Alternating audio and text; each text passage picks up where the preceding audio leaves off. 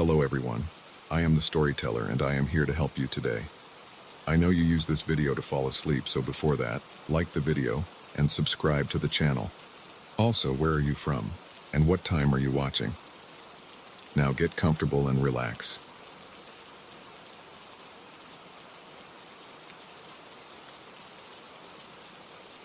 It was one of those nights when the road seemed endless, a stretch of asphalt disappearing into the dark. The kind where you can't quite shake the feeling that something's off, even if you can't put your finger on it. I've been driving trucks for over a decade, hauling everything from frozen meat to car parts across the country. The night shift? Not my favorite, but it pays well. And honestly, I've grown used to the solitude, the hum of the engine, the blur of headlights slicing through the blackness. But that night was different, one that I still think about every time I pass that stretch of road. I was about 4 hours into my shift, somewhere in the middle of nowhere, miles of empty highway stretching out in front of me. The clock on the dashboard blinked 2:47 a.m., and my only company was the static buzz of the CB radio. The road was unusually quiet. No other trucks, no passing cars. Just me, the rumble of my 18-wheeler, and the occasional rustle of the wind. Even the stars seemed to hide behind a thick layer of clouds, leaving only the pale glow of my headlights cutting through the dark. I took a long sip from my thermos, hoping the lukewarm coffee would keep me awake for another couple of hours. That's when I saw her, standing there, right at the edge of my headlights, on the side of the road. She was dressed in a white dress, old-fashioned, like something from the 60s, and it flowed around her in the wind. Her hair was dark, long, tangled, as if she'd been out there for a while.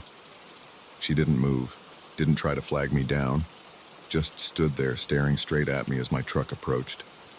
I slowed down, trying to get a better look, but a chill ran through me, even with the heater blasting. Everything about her seemed wrong. Like she was a photograph that had been left out in the sun too long, faded but still there. My first thought was that she might be lost, or her car had broken down nearby. I glanced at the shoulder, looking for a vehicle, a hitchhiker's backpack, anything that would make sense. But there was nothing. Just her, standing in the dark, the white dress glowing faintly in the beam of my headlights. I slowed down almost to a crawl as I rolled past her, my eyes locked on her face.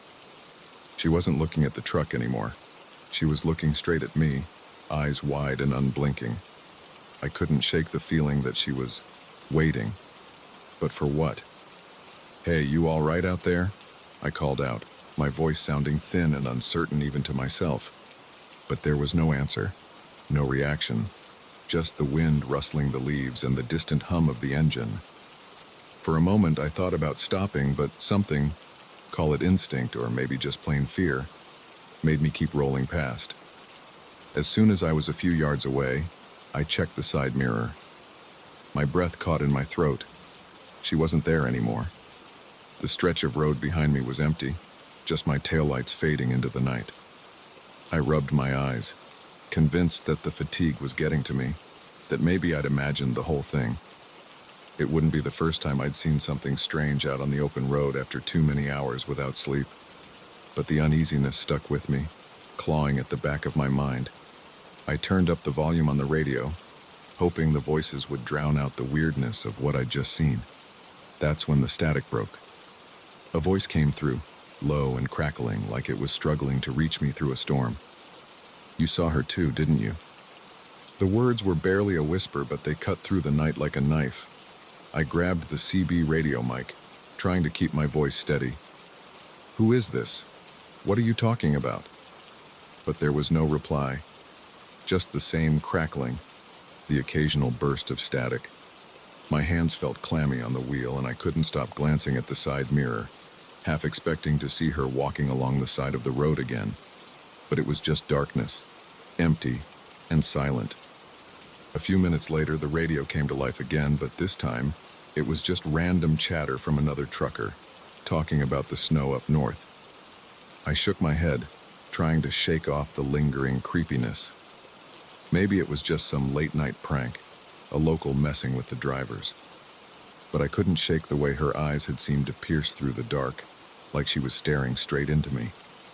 I drove on, trying to focus on the road ahead, but the chill from earlier lingered. A fog began to settle in, thickening around the truck, swallowing up the distant trees and the yellow lines on the road. It felt like I was driving through a dream, everything distorted and hazy. The hum of the engine was the only thing keeping me grounded, but even that seemed muffled, as if the fog was swallowing up the sound. I was about to reach for the thermos again when I saw movement in the fog, something pale and fluttering, just ahead on the shoulder. My breath hitched as the figure stepped out into the light, and I realized it was her again, the same woman in the white dress. This time she was closer, her face clearer, almost too clear, like she was right in front of me even though she stood yards away. I swerved, narrowly missing the figure, the trailer fishtailing slightly before I brought it back under control. My heart pounded in my chest, adrenaline surging through me as I tried to make sense of what had just happened. I glanced in the side mirror, but she was gone again, vanished into the fog like she'd never been there. That's when the radio crackled back to life. "Don't stop. Whatever you do, don't stop for her." The voice was urgent this time, almost desperate. I didn't recognize it, but something about the tone made me grip the wheel tighter, my knuckles turning white. "Who the hell is this?" I demanded, but the radio cut off again, leaving me with the low hum of static.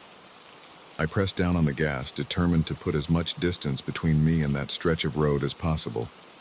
But the fog seemed to thicken, pressing against the windows like a living thing.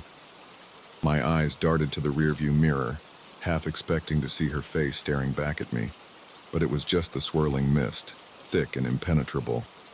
Minutes stretched on, feeling like hours, my mind racing with questions that had no answers. Who was she? How did she keep appearing, and where did she vanish to? I'd heard stories from other drivers, legends of strange things seen out on the highways in the dead of night, but I'd never put much stock in them.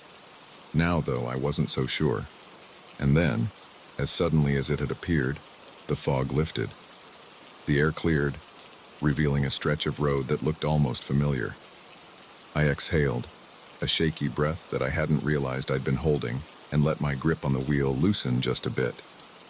Maybe I was finally leaving whatever strange zone I'd stumbled into. But as I rounded a bend, the headlights caught something up ahead, a shadowy figure standing on the side of the road, right where the fog ended. I slowed, my stomach twisting into knots, and there she was, again.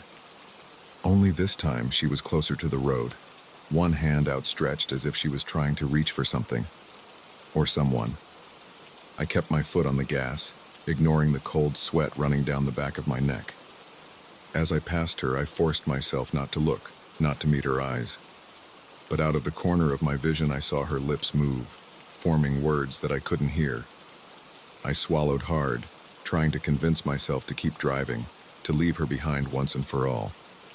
The radio crackled one last time, barely more than a whisper, but clear enough to send a shiver through my entire body. "You can't outrun her." I hit the gas, the engine roaring as I sped down the highway, not daring to look back. The fog, the radio, the woman, they all blurred together into a nightmare that I couldn't quite shake. Even when I reached the next town, the lights of the diner welcoming me like a beacon, I still felt her presence lingering, like a shadow just beyond the edge of the light. I parked the truck, my hands still shaking as I stepped down onto solid ground. The diner was nearly empty, a few late-night patrons hunched over cups of coffee. I walked straight to the counter, ordered the strongest brew they had, and tried to steady my breathing. When the waitress came over with my cup, I asked her, half joking, half desperate, "You ever hear any weird stories about the highway back there?" She looked at me with a puzzled expression, then shrugged. "Oh, you mean the lady in white?" "Yeah, folks see her every now and then. Some say she's looking for her lost lover. Others say she's just trying to find her way home. But no one's ever managed to talk to her." "Why? You saw her?" I forced a smile, trying to ignore the way my hands trembled around the coffee cup. "Nah, just curious." But deep down, I knew it wasn't over, because every time I closed my eyes, I see her standing there, her hand reaching out, her lips forming those silent words. And no matter how many miles I put between us, I can't shake the feeling that one day, I'll look in the mirror and she'll be sitting right there in the passenger seat, waiting for me to listen.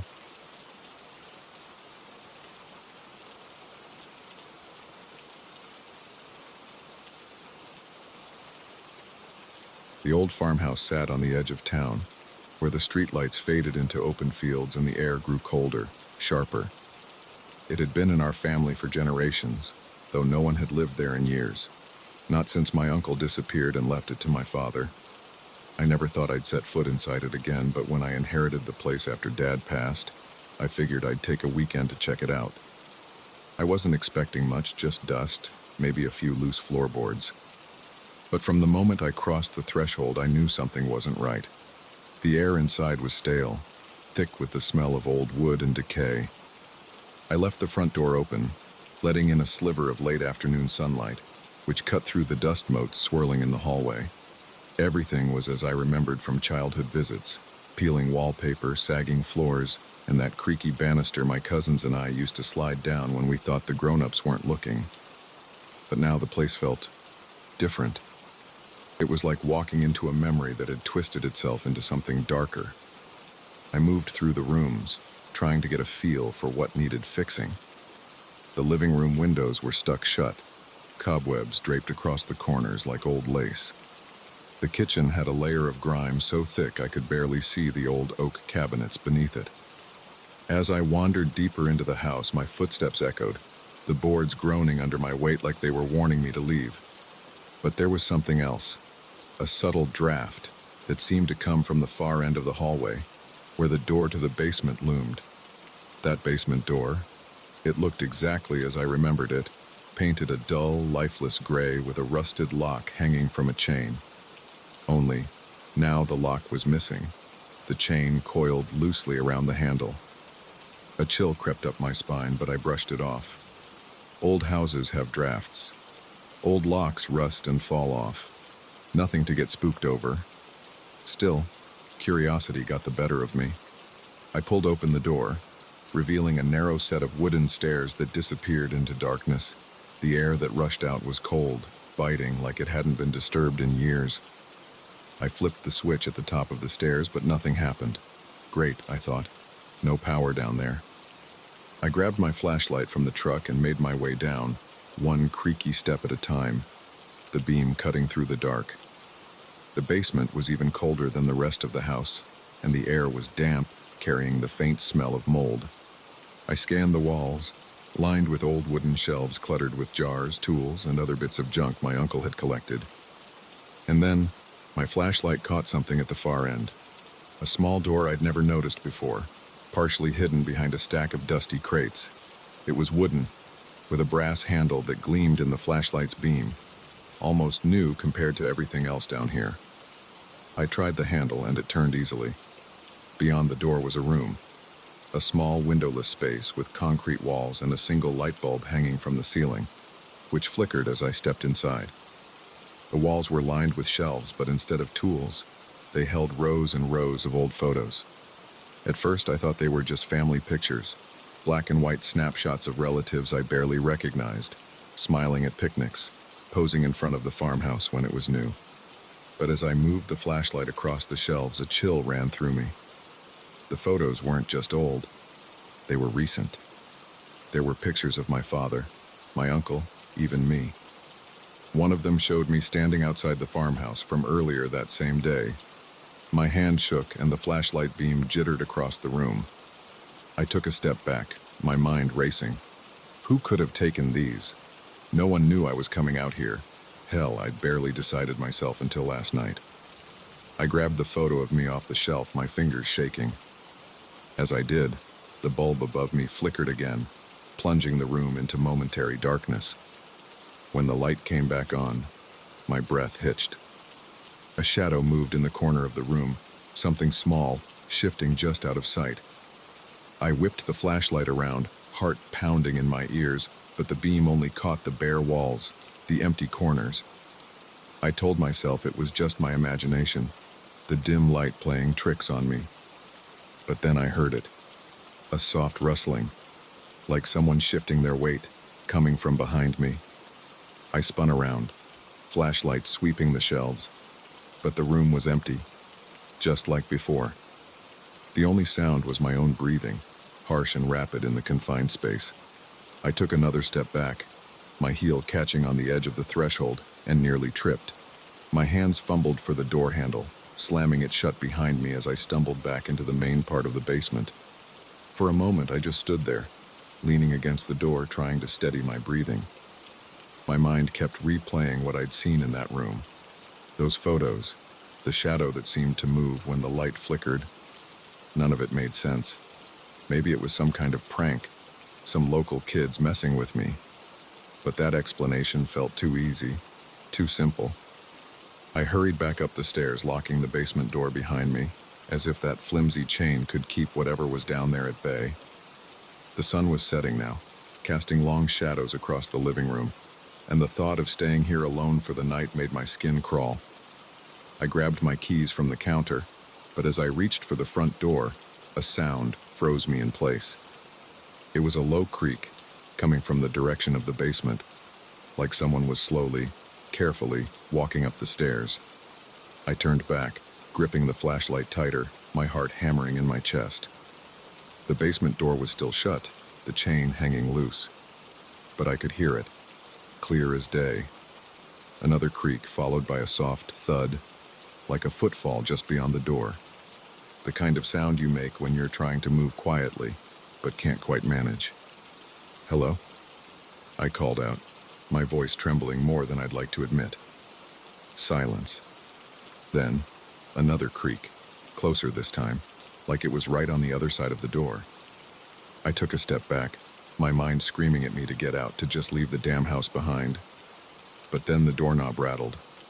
It was a soft sound, barely more than a whisper, but in the stillness of that empty house, it was as loud as a gunshot. I stumbled back, my flashlight beam swinging wildly across the walls. The doorknob turned slowly, and for a second, I could have sworn I saw a shadow move through the crack beneath the door. I bolted for the front door, my boots thudding against the hardwood. I didn't look back, I couldn't. I half expected to feel something grab my shoulder, to hear that whispering rustle right in my ear. But the house stayed silent, the only sound the slamming of the front door behind me as I burst outside into the cold evening air. I didn't stop until I was back in my truck, engine roaring to life, headlights cutting through the growing dark. As I drove away, I glanced in the rearview mirror, expecting to see the farmhouse disappearing into the shadows. But what I saw instead made my blood run cold. Standing in the open doorway of the farmhouse was a figure, small, barely more than a shadow against the dim interior.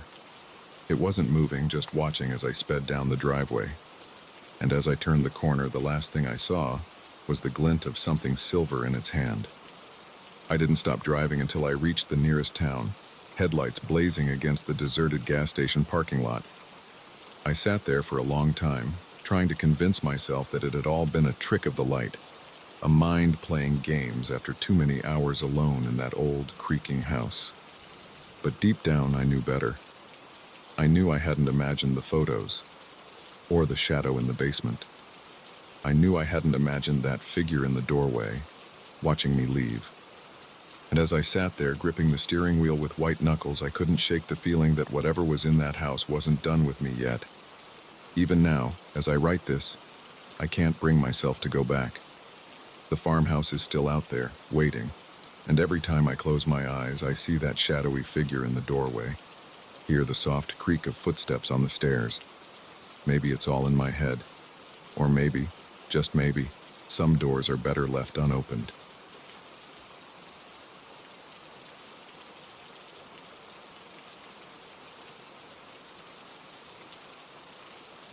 It all started as a simple road trip.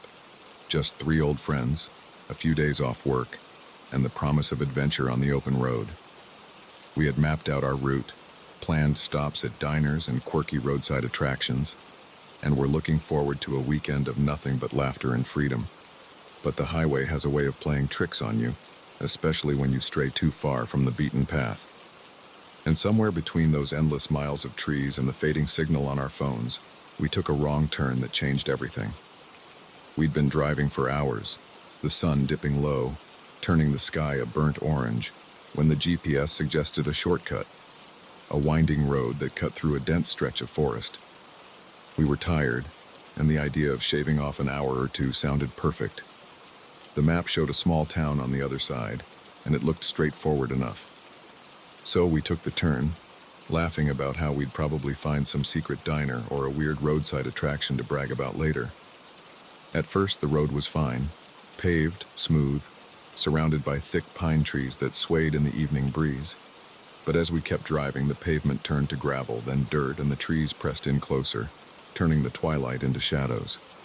The GPS lost signal, but we figured we'd eventually reach the town or loop back to the main road. After all, how lost could we get? Another hour passed, and the dirt road seemed to stretch on forever, twisting and turning through the woods. I glanced at the gas gauge.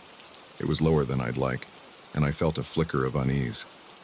Still, we tried to keep the mood light, joking about how we'd be telling this story for years, how the trees all started looking the same. But deep down, I could tell the others felt it too. That creeping sense that we'd gone too far, that something about this road wasn't quite right. The real trouble began when the car sputtered, then slowed, before dying completely. We rolled to a stop on the edge of the dirt road, the headlights casting long beams into the forest. "Battery's probably dead," Tom said, but his voice lacked confidence. He popped the hood, fiddling with the engine, while Emily tried to get a signal on her phone, holding it up to the windshield as if that would make a difference. Nothing. I stepped out into the cool night air, the chill sinking through my jacket. There wasn't a single sound, no chirping crickets, no rustling leaves, just a dense, heavy silence that made my skin prickle. I turned back toward the car, but the headlights barely pierced through the darkness now, swallowed up by the trees. Tom swore under his breath, slamming the hood shut. "It's not the battery," he muttered. "We're going to have to wait for someone to drive by." Except deep down, we all knew no one would. We hadn't seen another car since we'd left the highway, and there was no telling how far back that last turn had been. Emily's phone flickered uselessly, and she stuffed it back in her pocket with a frustrated sigh. "Let's just walk back the way we came," she suggested. "Maybe we can find a spot with a signal or a house or something." We grabbed flashlights from the trunk, and the three of us set off down the road, leaving the car behind. At first, we tried to keep up the banter, talking about how we'd laugh about this later, but it quickly died off, swallowed by the dark. The woods seemed to press in around us, the air thick with a strange, heavy stillness. Every so often, a branch snapped underfoot, and we'd all flinch, laughing nervously at how jumpy we'd become. But after about 20 minutes of walking, I started noticing something strange. The road, we should have seen some sign of the way we'd come by now. But the trees looked identical, the twists and turns too sharp, like they'd shifted somehow. Tom seemed to notice too, shining his flashlight into the woods as if trying to spot something familiar. But all he found were more trees, more darkness. Emily shivered, pulling her jacket tighter around herself. "Does anyone else feel like, I don't know, like we're being watched?" she asked, her voice barely above a whisper. I opened my mouth to laugh it off, but the words died in my throat. Because I felt it too. This sensation of unseen eyes following our every move. We kept walking, but the road seemed to stretch on endlessly, the darkness growing thicker, the air colder. Tom tried to make a joke about being in some twisted version of the Twilight Zone, but his voice cracked halfway through and no one laughed. The only thing that kept me moving was the steady crunch of gravel underfoot, a sound I clung to like a lifeline. That's when we saw the lights, faint, flickering through the trees. They weren't headlights or street lamps, too dim for that. More like a fire, or maybe the glow from a house. My heart leapt with relief, and without thinking, we veered off the road, pushing through the underbrush toward the glow. Twigs snapped beneath our feet, and branches clawed at our arms, but the thought of finding someone, anyone, drove us forward. We stumbled into a small clearing, breathless, and froze. It wasn't a house, and it wasn't a fire. It was a lantern. old and rusted, hanging from a twisted branch in the center of the clearing. Below it, half buried in the dirt, were tire tracks. Fresh ones. My stomach twisted as I realized they matched the pattern on our own car. "Who the hell would leave this here?" Emily whispered, her voice barely audible. But before any of us could answer, the lantern flickered, its light swinging wildly, as if caught in a gust of wind. Only there was no wind. The air was still and cold.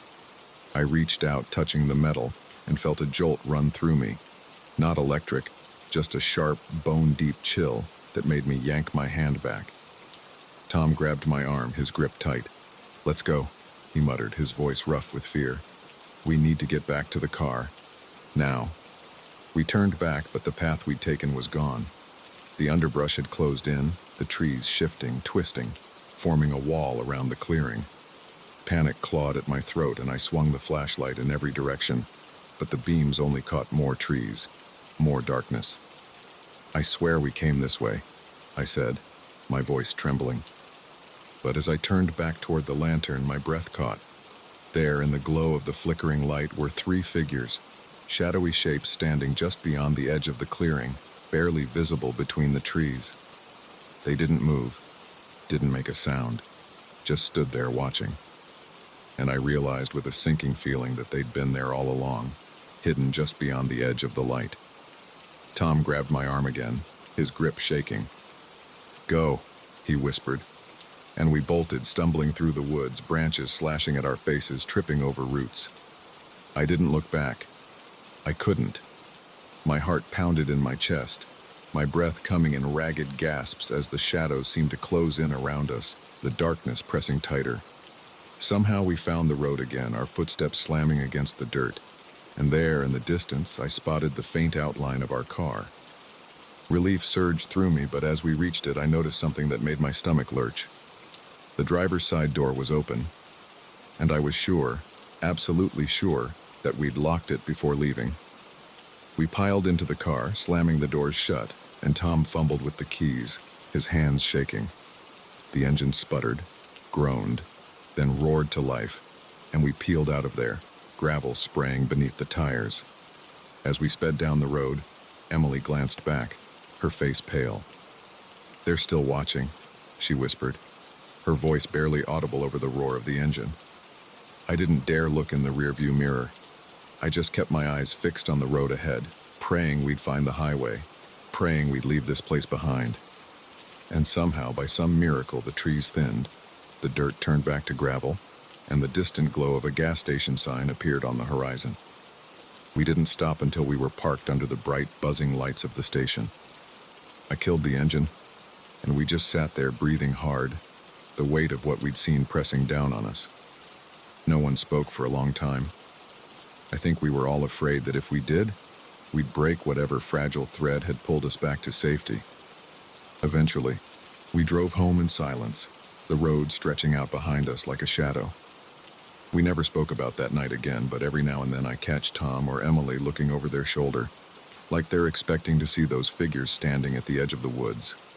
And sometimes when I close my eyes, I can still see the flickering glow of that lantern, hear the soft crunch of footsteps in the dark, and feel the cold weight of eyes watching, waiting from the shadows.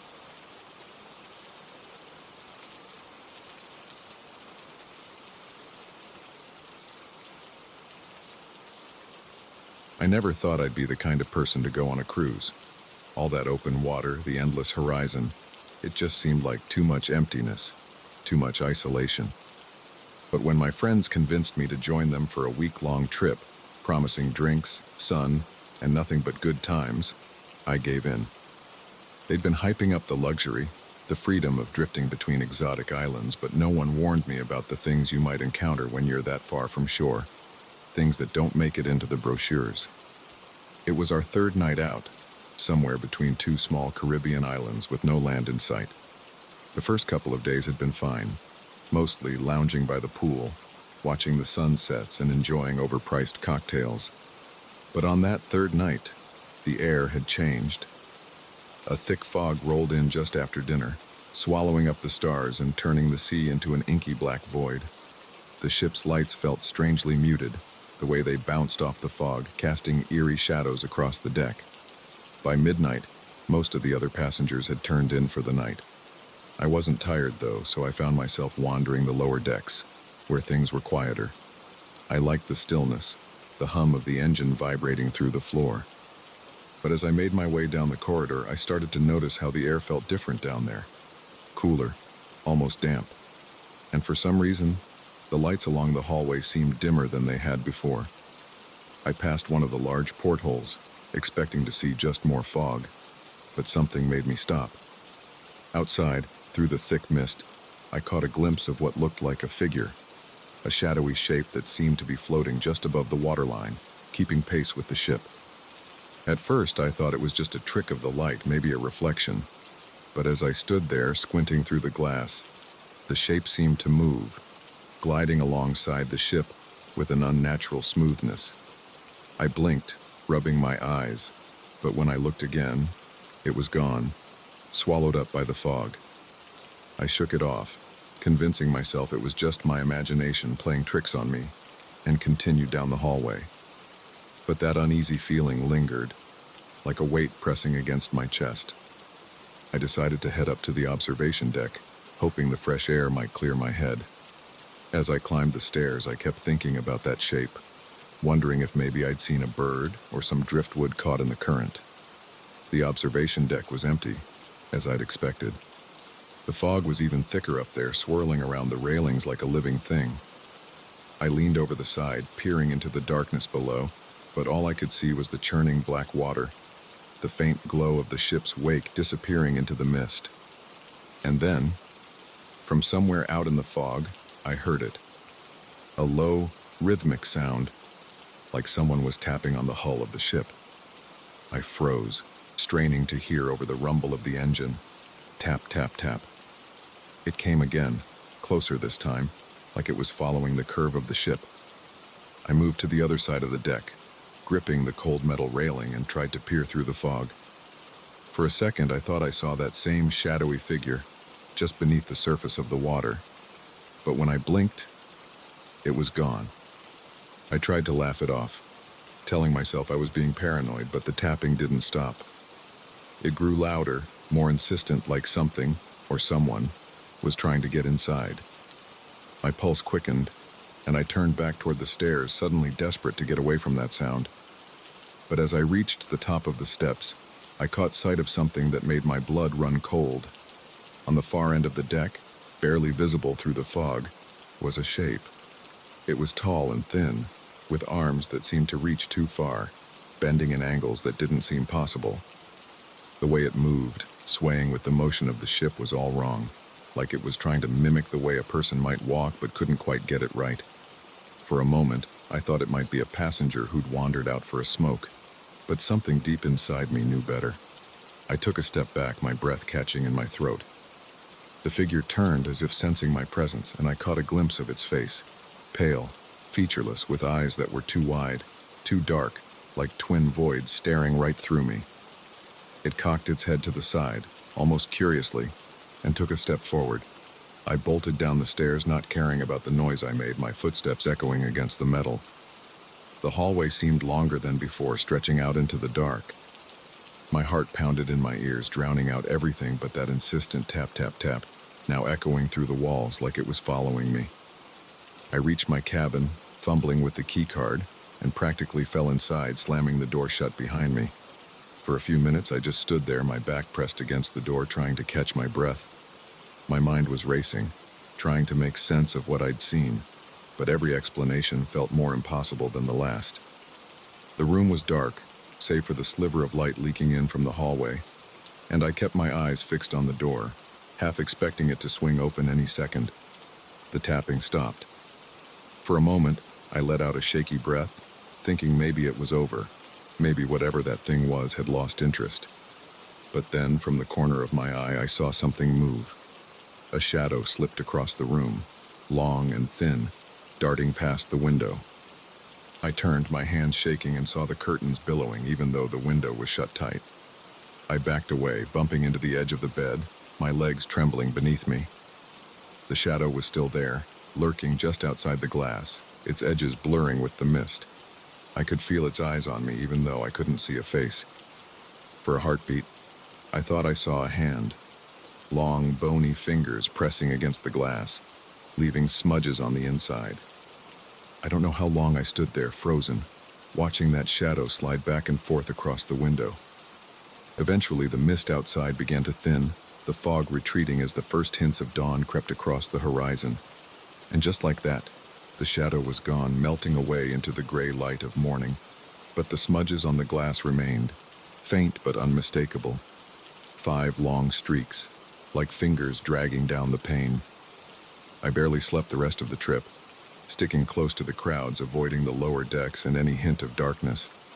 My friends noticed my change in mood, kept asking if I was feeling seasick, but I couldn't bring myself to tell them what I'd seen. How could I, when I couldn't even believe it myself? On the last night of the cruise, I worked up the courage to ask one of the crew members about the fog, about any strange experiences they might have had out on the water. He gave me a wary look, like he'd heard the question before but didn't want to answer. After a moment, he just shrugged, forcing a smile that didn't reach his eyes. Sometimes the sea, it plays tricks on you, he said, his voice low, almost a whisper. Out here, it's easy to lose track of what's real, but if you ever hear the tapping, best to ignore it. Don't open the window. Don't look too close. I nodded, forcing a laugh, but the chill in my bones told me he wasn't joking. I spent the rest of the night on edge, watching the sea from a distance, but the fog stayed away. When we finally docked, I couldn't get off the ship fast enough, practically running down the gangway and away from the water's edge. But sometimes, late at night when the wind picks up and the fog rolls in, I still hear that sound, tap, tap, tap, echoing in the back of my mind. And no matter how many miles I put between myself and that ship, I can't shake the feeling that somewhere out there, in the depths of the mist, that shadow is still waiting, still watching, biding its time until the fog rolls in again.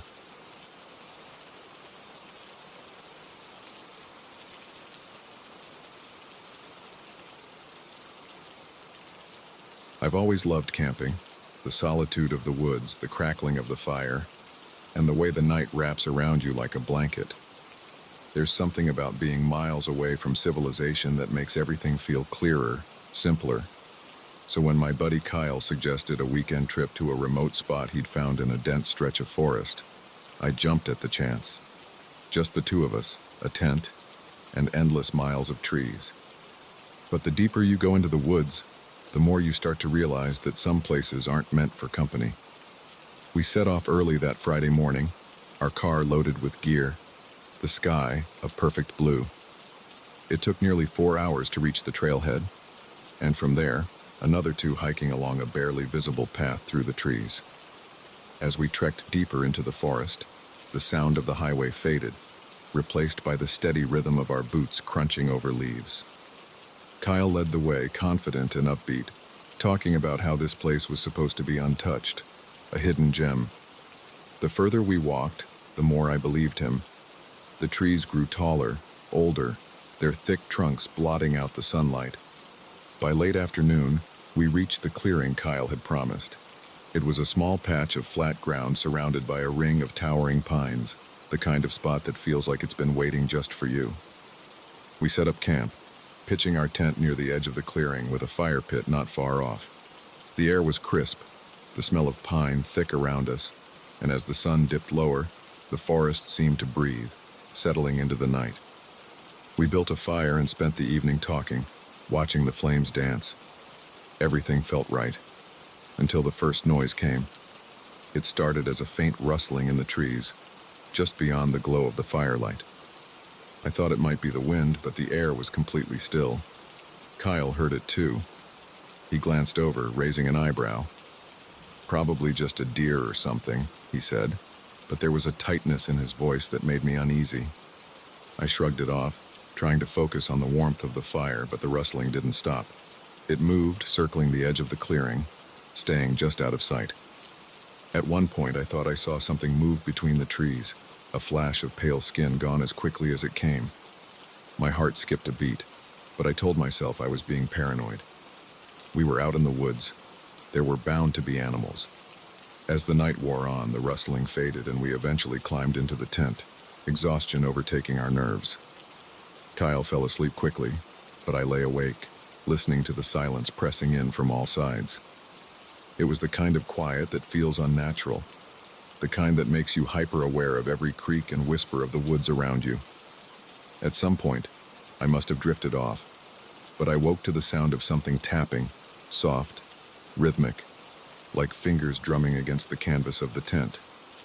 I froze, holding my breath, my mind racing. The tapping came again, just outside, slow and deliberate, like whoever or whatever was doing it wanted to get my attention. I reached over and shook Kyle's shoulder. He stirred, blinking groggily. "What's up?"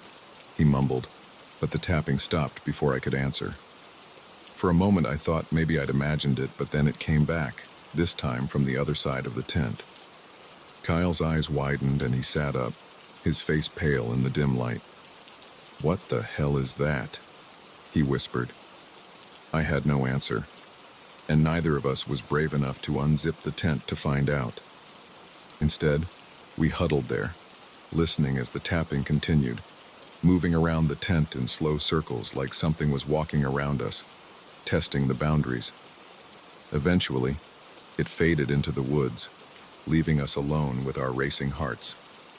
When dawn finally broke, we scrambled out of the tent, hoping to find some logical explanation. A tree branch, an animal.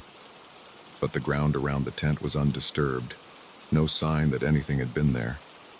Kyle tried to laugh it off, but I could see the unease in his eyes, the way he kept glancing over his shoulder as we packed up our gear.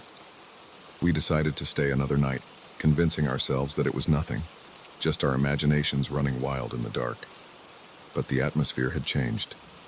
The woods, which had seemed so inviting the day before, now felt watchful, like they were hiding something just out of sight. We spent most of the day fishing at a nearby stream, avoiding the clearing, but the uneasiness followed us. By the time evening rolled around, a thick fog had settled over the woods, turning the trees into looming shadows. We built up the fire again, sitting closer to it than the night before, listening to the crackling logs and trying to drown out the growing sense of dread. But as darkness fell, the noises started up again. This time, closer. Twigs snapped in the underbrush, followed by a low, shuffling sound like something dragging through the leaves. Kyle and I exchanged a look, and I could tell he was just as scared as I was. He stood up, grabbing the flashlight, and shined it toward the trees. The beam cut through the fog, revealing nothing but more shadows. But then just as he started to lower it, the light caught a figure standing between the trees. A shape hunched over, its limbs too long, its head cocked at an unnatural angle. I blinked, convinced my eyes were playing tricks on me, but the figure didn't move. It just stood there, staring back at us with hollow eyes. Kyle swore under his breath, dropping the flashlight, and the beam swung wildly as it hit the ground. By the time I grabbed it and aimed it back at the spot, the figure was gone. We didn't sleep that night.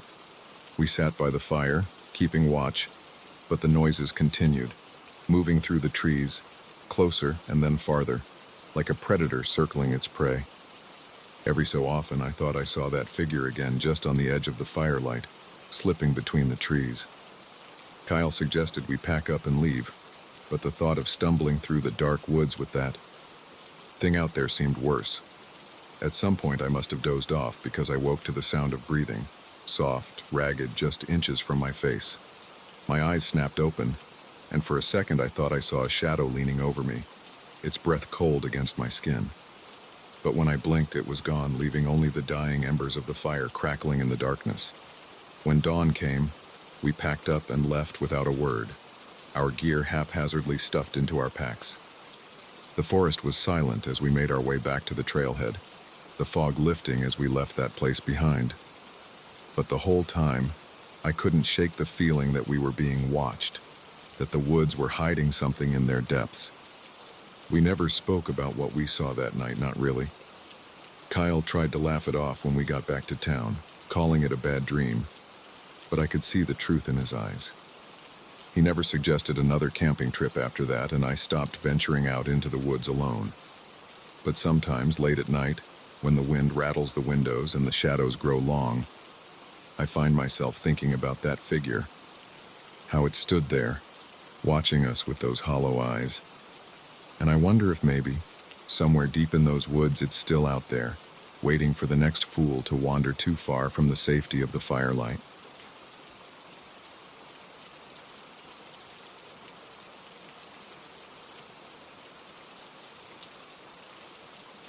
The open road at night has a way of making you feel like you're the only person left in the world. It's just you, your rig, and the endless ribbon of asphalt stretching out into the darkness. I've been a trucker for almost 15 years, and I've learned to love that solitude. The steady hum of the engine, the miles slipping by beneath the tires.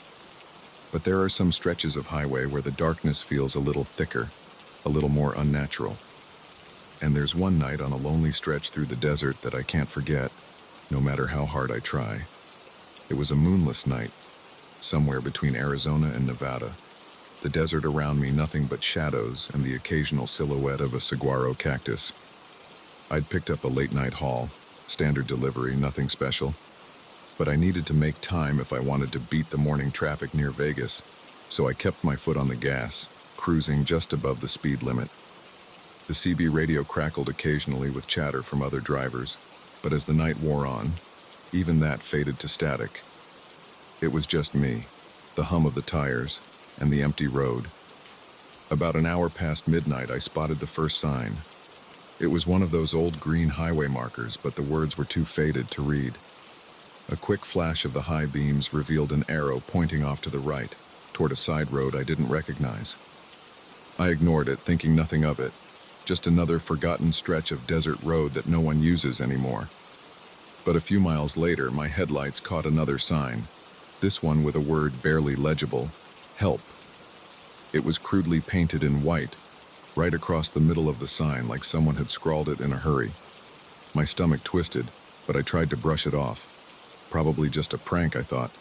Kids messing around. But as I drove on, I couldn't shake the feeling that the darkness outside the cab windows was pressing in a little closer. The desert too silent, too still. About 10 minutes later, the radio crackled to life. At first, it was just static, that familiar hiss that I'd grown used to. But then, beneath the static, I heard something. A voice, faint, like it was struggling to break through the interference. "You saw, didn't you?" The words were garbled, almost unintelligible, but I caught just enough to send a shiver down my spine. I grabbed the mic, trying to sound casual even though my hands felt clammy on the wheel. "Who is this? You got a copy?" For a moment there was nothing but the hum of static. Then the voice came again, clearer this time, but still distant, like it was coming from miles away. "Don't stop. Whatever you do, don't stop." My heart skipped a beat and I scanned the road ahead, half expecting to see a car pulled over or some sign of life. But there was nothing, just the empty highway stretching on into the night. I told myself it was probably just some trucker playing a joke, but my hands tightened on the wheel anyway, and I pushed the truck a little faster, wanting to put as much distance between me and that voice as possible. That's when I saw the lights. At first I thought it was just a car parked up ahead, two small pinpricks of light hovering in the darkness. But as I got closer, I realized something was off. The lights weren't stationary. They were moving, gliding across the desert floor, keeping pace with the truck. And they weren't headlights. They were too high off the ground, too far apart, like two lanterns swinging in the wind. My mouth went dry, and I tried to focus on the road, but the lights wouldn't leave my peripheral vision. They danced just outside the reach of my high beams, dipping and swaying like they were playing some kind of game. I pressed the accelerator, but the lights kept up, matching my speed, weaving in and out of the shadows. I grabbed the mic again, trying to keep my voice steady. "Look, if this is some kind of joke, it's not funny. You hear me?" The radio crackled, then went silent again, leaving me alone with the sound of my own breathing.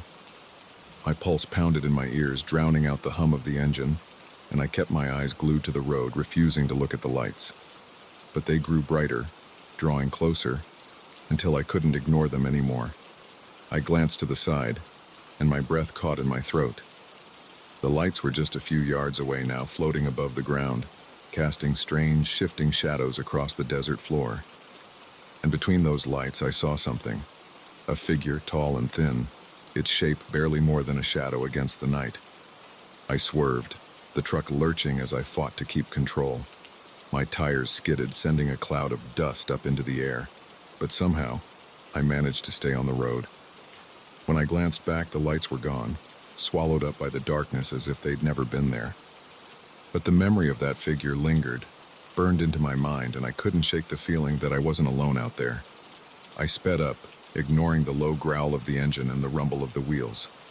The miles slipped by, and I kept my focus on the distant glow of the horizon, telling myself that morning would come soon, that I'd leave whatever this was behind. But then, out of the corner of my eye, I caught movement again, this time in the rearview mirror. My stomach twisted as I realized the lights were back, flickering behind the trailer closer than before. They bobbed and weaved, like they were following me, keeping time with the rumble of the truck. I tried to convince myself it was just a trick of the shadows, some kind of optical illusion, but deep down I knew better. And then the tapping started again, soft, rhythmic, against the back of the trailer, like fingers drumming on metal. I checked the mirrors again, but there was no one there, no sign of anything but those two distant lights. The tapping grew louder, more insistent, and I gripped the wheel so tight my knuckles turned white. "Stay calm," I muttered to myself, even though my voice sounded shaky and thin in the confined space of the cab. "Just keep driving, don't stop." But the tapping didn't stop. It turned into a scraping sound like nails dragging along the side of the trailer, sending chills down my spine. I floored the gas, the engine roaring as I pushed the rig faster than I'd ever dared before. The lights grew dimmer, fading into the distance, but the scraping continued, following me like a whisper in the dark. It wasn't until the glow of a rest stop sign appeared on the horizon that the noise finally stopped. I veered into the parking lot, slamming on the brakes and bringing the truck to a skidding halt beneath the fluorescent lights. For a moment I just sat there, my hands shaking on the wheel, the engine rumbling beneath me. The lights from the rest stop flickered, buzzing in the silence, but there was no sign of movement, no sound but the distant hum of the highway. I climbed out of the cab, legs trembling, and made my way to the back of the trailer, half expecting to find scratches or dents. But the metal was smooth, untouched, no sign that anything had been there at all. I stood there, staring into the darkness, but the desert was still, the shadows undisturbed. The radio crackled one last time as I climbed back into the cab. A voice, faint and distant, barely more than a whisper. "You made it. This time." I turned the dial, cutting off the static, and pulled out of the rest stop, eager to leave that stretch of highway behind. I didn't look back, not even once. I drove until the first rays of sunlight broke over the horizon, and the desert gave way to the dusty edges of civilization. I told myself it was just a bad night, just my mind playing tricks on me. But even now, whenever I drive that route, I make sure to stay on the main road, avoiding those side roads and their faded signs. And sometimes, in the quiet hours before dawn, I still think I hear it. The soft tap, tap, tap against the trailer, like a reminder that the desert holds its secrets close, and some of them don't like to be disturbed.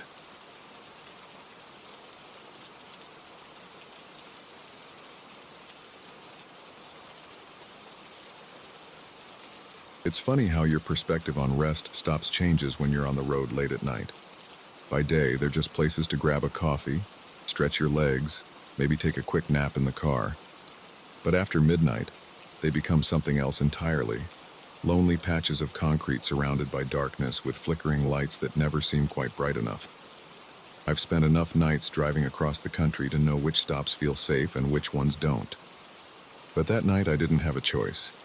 The caffeine buzz had worn off and my eyelids felt like lead, so I pulled into the nearest rest stop. I should have kept driving. The place was practically deserted. Just a couple of beat-up cars parked under the dim fluorescent lights, their drivers probably dozing in the front seats. The restroom building sat at the far end of the lot, the light above the entrance buzzing and flickering like it might give out at any second. The air was cooler than I'd expected, with a chill that cut through my jacket as I stepped out of the car.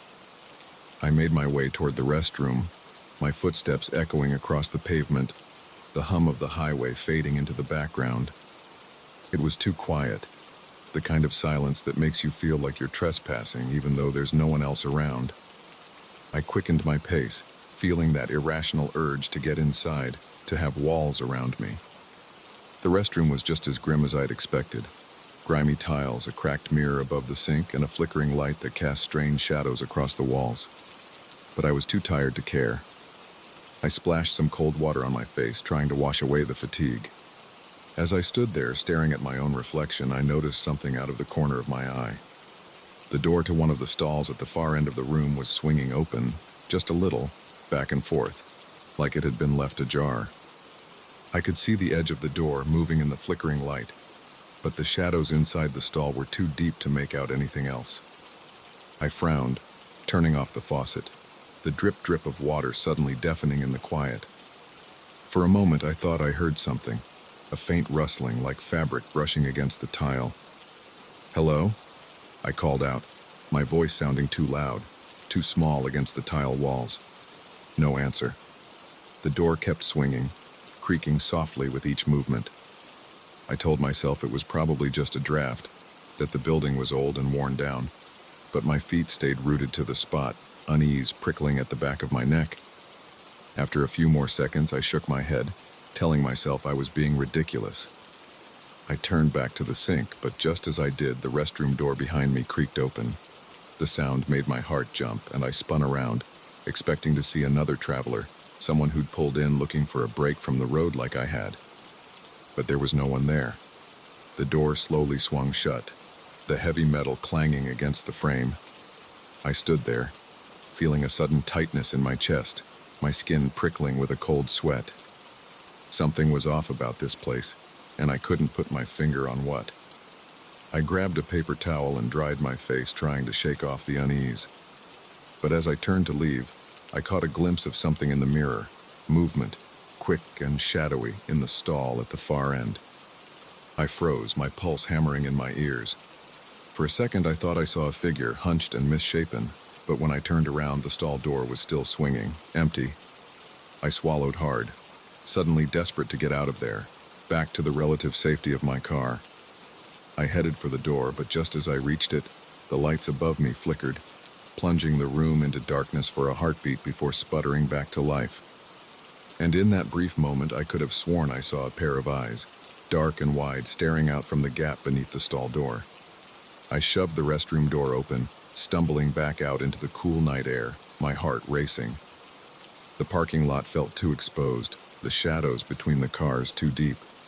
I glanced back at the restroom, half expecting to see someone watching me from the doorway, but the entrance was empty, the light above it still buzzing and flickering. I hurried back to my car, the gravel crunching under my boots, and yanked open the driver's side door. My hands were shaking as I fumbled for the keys, the feeling of those eyes still burning into the back of my mind. I was about to start the engine when I heard it, soft and faint like it was drifting on the breeze, a whisper echoing across the lot. "Hey, you dropped something." I froze, my hand hovering over the ignition, straining to listen. The voice sounded thin, distant, but there was something off about it, like it wasn't coming from any direction in particular.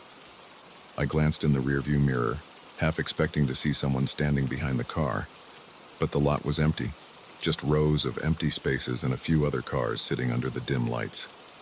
I forced myself to look over my shoulder, expecting to see the stall door open wide or worse, someone standing right behind me. But there was nothing, just the wind rustling through the trees at the edge of the lot. I tried to laugh it off, telling myself I was letting my imagination get the better of me, but the sound came out thin and hollow. I turned the key in the ignition, the engine roaring to life, and wasted no time pulling out of the lot. My headlights sliced through the darkness as I sped back onto the highway, but that feeling of unease stayed with me, clinging to my thoughts like a shadow. About a mile down the road, my nerves started to settle. I turned on the radio, letting the familiar hum of static fill the silence. I was just starting to convince myself that it had all been in my head, that the late hour and the long drive were playing tricks on me, when I noticed something strange in the passenger seat. A piece of paper, folded neatly, sitting on top of the bag I'd left there. My stomach twisted, and I reached out with trembling fingers, unfolding it slowly. The handwriting was messy, scrawled in dark, uneven letters. "You dropped this." I nearly swerved off the road, my heart pounding in my chest. I'd been alone in that rest stop. I was sure of it. No one had been close enough to leave something in my car. I tossed the note onto the floor, trying to focus on the road, but my hands were slick with sweat, and I couldn't stop glancing at the empty seat beside me.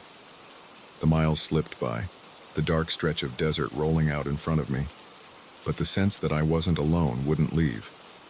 Every time my headlights swept over a curve, I thought I saw a shadow moving just at the edge of the beam, something keeping pace with the truck, slipping in and out of the darkness. I finally pulled into a truck stop just outside the city, my hands still shaking as I parked under the bright lights. I stayed there for a long time, staring out at the empty lot, waiting for that feeling of being watched to fade. It never did. Eventually, I drove the rest of the way home, the note still crumpled on the passenger side floor. I kept the radio off, listening for anything that might hint at a presence in the car with me. But the silence was absolute, pressing in from all sides. I never told anyone what happened that night. Part of me knows they'd just laugh it off, tell me it was all in my head, that long drives do that to a person. But every time I pass by a rest stop at night, I think about those eyes in the mirror and that whisper that seemed to drift out of nowhere. And I can't shake the feeling that somewhere, on some forgotten stretch of highway, something is still waiting, still looking for the next person who's too tired to keep driving, who makes the mistake of pulling off the road. And if I listen closely enough, sometimes, just sometimes, I think I hear that faint voice again, carried on the wind. "Hey, you dropped something."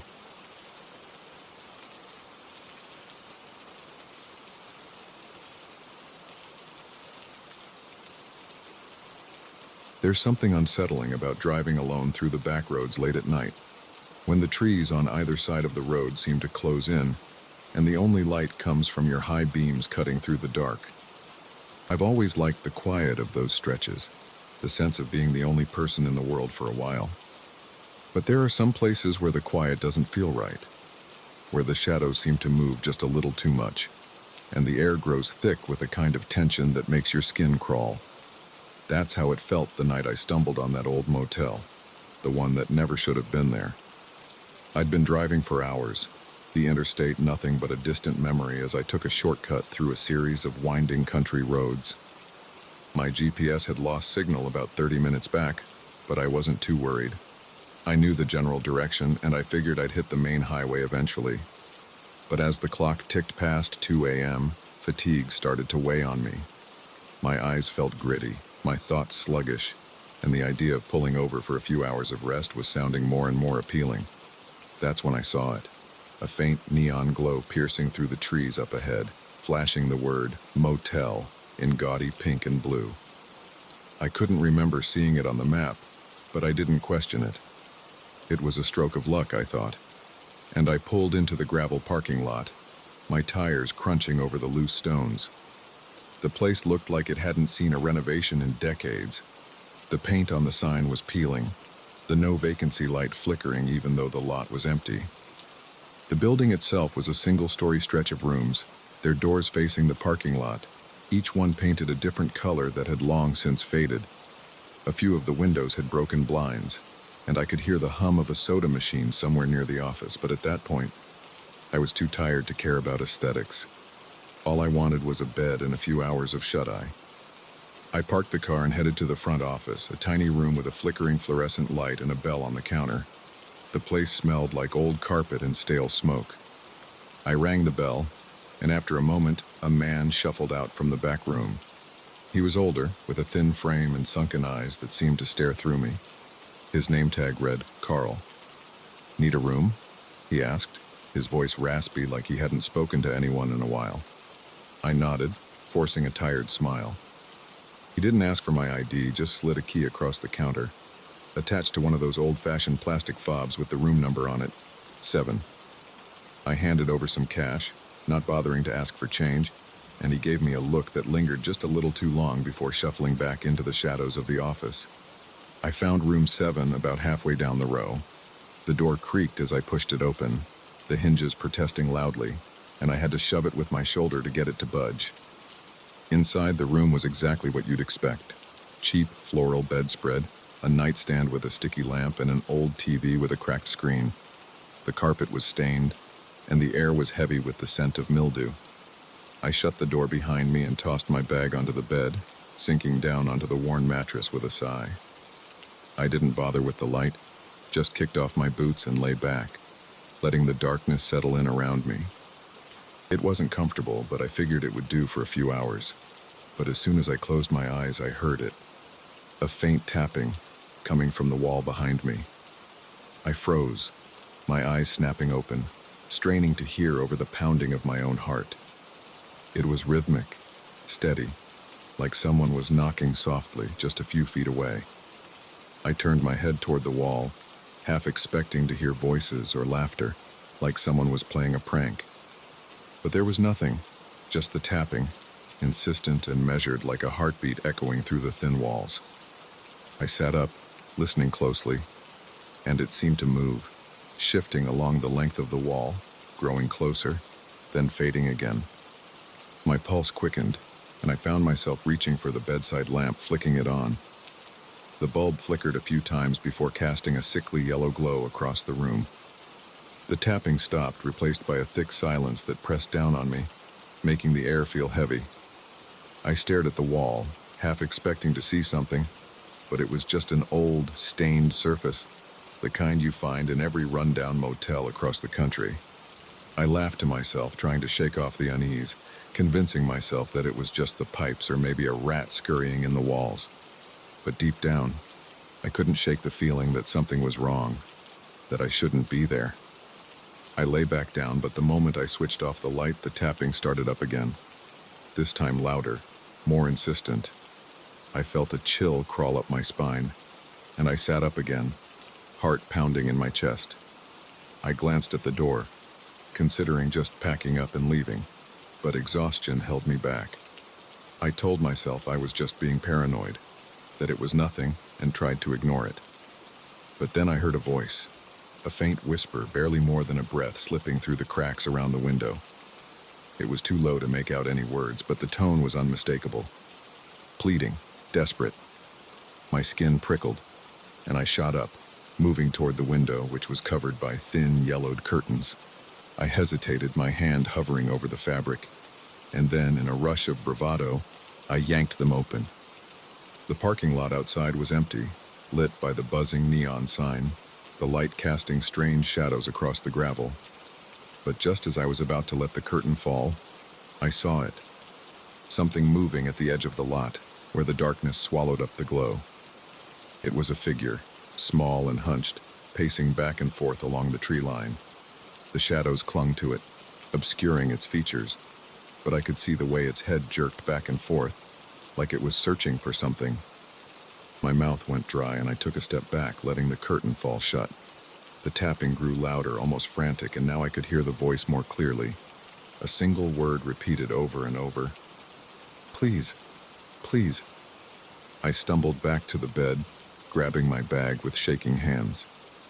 I didn't care how tired I was anymore. I needed to get out of that room, away from whatever was out there. But just as I reached the door, the knob began to rattle, the sound sharp in the silence.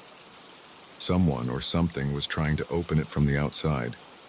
I held my breath, backing away slowly, my eyes fixed on the door as it shuddered against the frame.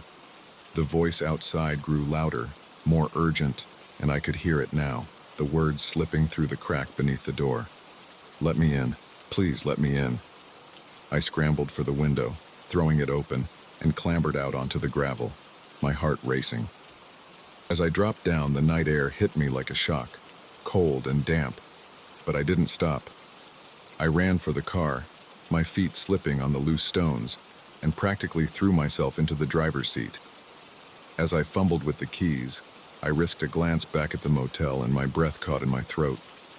The door to room 7 was wide open, swinging slowly on its hinges, but there was no one inside.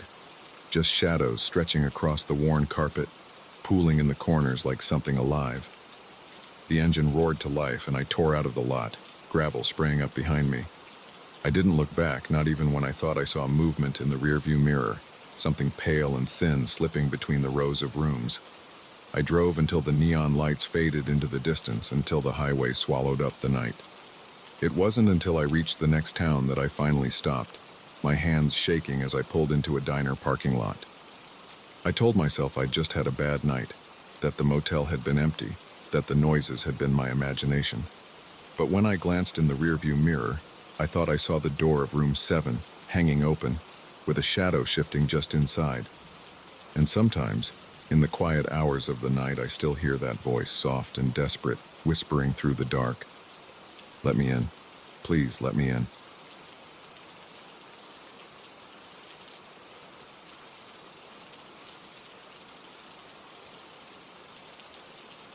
I always thought I'd grown out of being scared on the highway at night.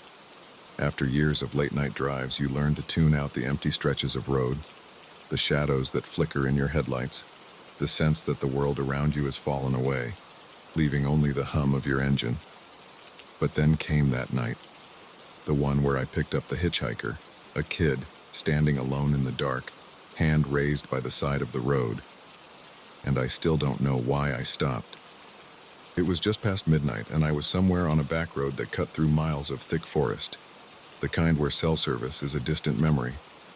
I'd been driving for hours, pushing through the fatigue, when I spotted him. Just a dark silhouette at first, illuminated by the beams of my truck as they swept across the shoulder. He looked like he couldn't have been more than 18 or 19, wearing an oversized jacket that swallowed up his frame. He stood there, one arm outstretched, thumb up, his face partially hidden beneath the hood. I don't usually pick up hitchhikers, especially not at that hour in the middle of nowhere. But something about the way he stood there all alone made me hesitate. He looked like he was freezing, his shoulders hunched against the cold, and for a moment I saw myself at that age, lost, trying to make sense of the world, hoping for a little kindness. Before I knew what I was doing, I found myself pulling over, the crunch of gravel under my tires. He walked over, moving stiffly, like every step pained him. As he reached the window, he lowered his hood, revealing a pale, thin face with hollow eyes that seemed too old for someone so young. I forced a smile, trying to ignore the unease that had crept into my chest. "Where you headed?" I asked, keeping my voice casual. He hesitated for a moment, then gave a small, almost shy smile. "Anywhere down the road," he said, his voice barely more than a whisper. "I just need a ride." It wasn't much to go on, but I nodded and unlocked the door. He climbed in, and the cab suddenly felt smaller, the air colder. He clutched a worn backpack against his chest, his fingers digging into the frayed straps, and he barely met my gaze as he settled into the seat. We drove in silence for a while, the headlights carving out a narrow path through the darkness. I tried to make small talk, but his answers were short, clipped, like he didn't want to give anything away.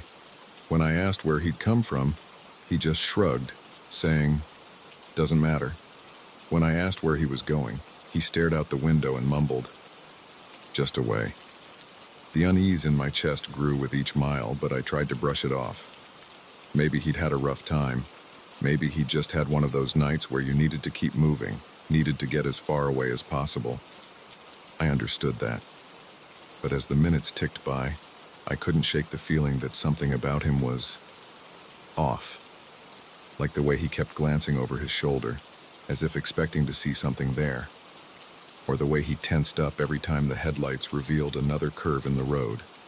After about 20 minutes, the silence between us grew unbearable, so I tried again. "You from around here?" He didn't answer right away, just kept staring out into the night.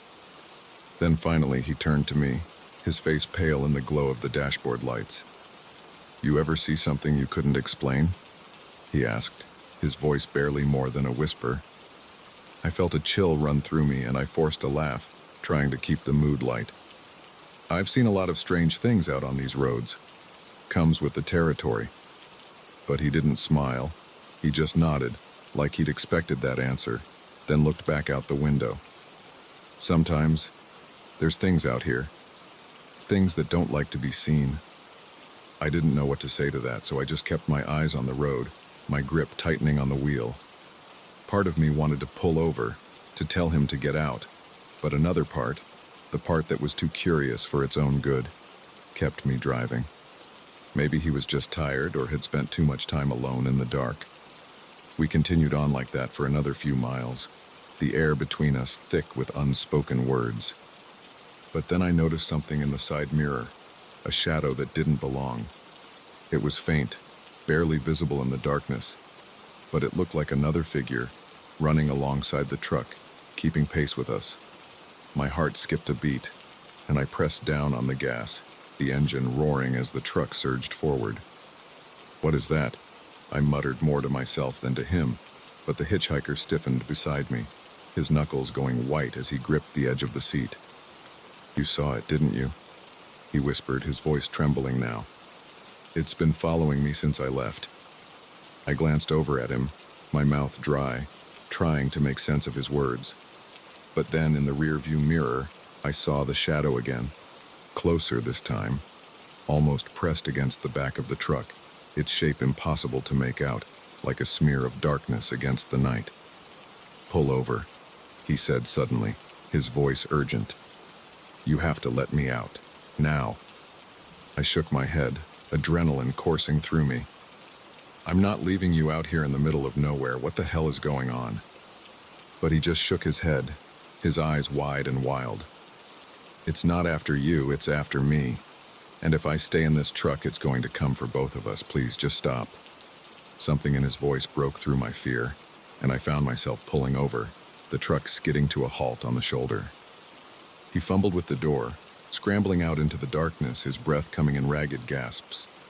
I watched as he staggered a few steps away, clutching his backpack, glancing over his shoulder like he was expecting something to appear out of the shadows. Then, just as I was about to call out to him, the air seemed to change.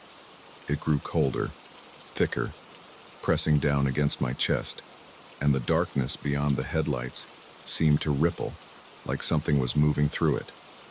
For a moment I thought I saw a shape, a tall, slender figure, its limbs twisted in unnatural angles, its face a pale blur. It hovered just at the edge of the light, its eyes fixed on the hitchhiker. He froze, his whole body going rigid, and then he turned back to me, his face pale and drawn. "Drive," he said, his voice breaking. "Just go. Don't look back." I didn't need to be told twice. I slammed the door shut, my hands shaking as I gripped the wheel, and I floored the gas, the tires kicking up gravel as I sped back onto the road. In the side mirror, I saw him one last time, standing there in the beam of the headlights, his figure shrinking as the distance grew. And then, in a blur of motion, the shadow swallowed him up, and he was gone. I kept driving, pushing the truck faster than I'd ever dared before, the road a blur beneath me. I didn't stop until I saw the lights of a gas station up ahead, the sign flickering like a beacon in the dark. I pulled in, my hands shaking as I climbed out of the truck, trying to make sense of what had just happened. The clerk behind the counter gave me a strange look when I stumbled inside, probably thinking I was just another road-weary traveler. I didn't bother explaining. I just grabbed a coffee, paid with a crumpled bill, and got back on the road, driving straight through until morning. I never saw the hitchhiker again, and I never found out what happened to him, or what that shadow was that followed us through the night. But every now and then, when I'm driving those lonely back roads, I catch myself glancing in the side mirror, half expecting to see a figure standing there, just out of reach. And I can still hear his voice, echoing through the dark. "Drive, don't look back."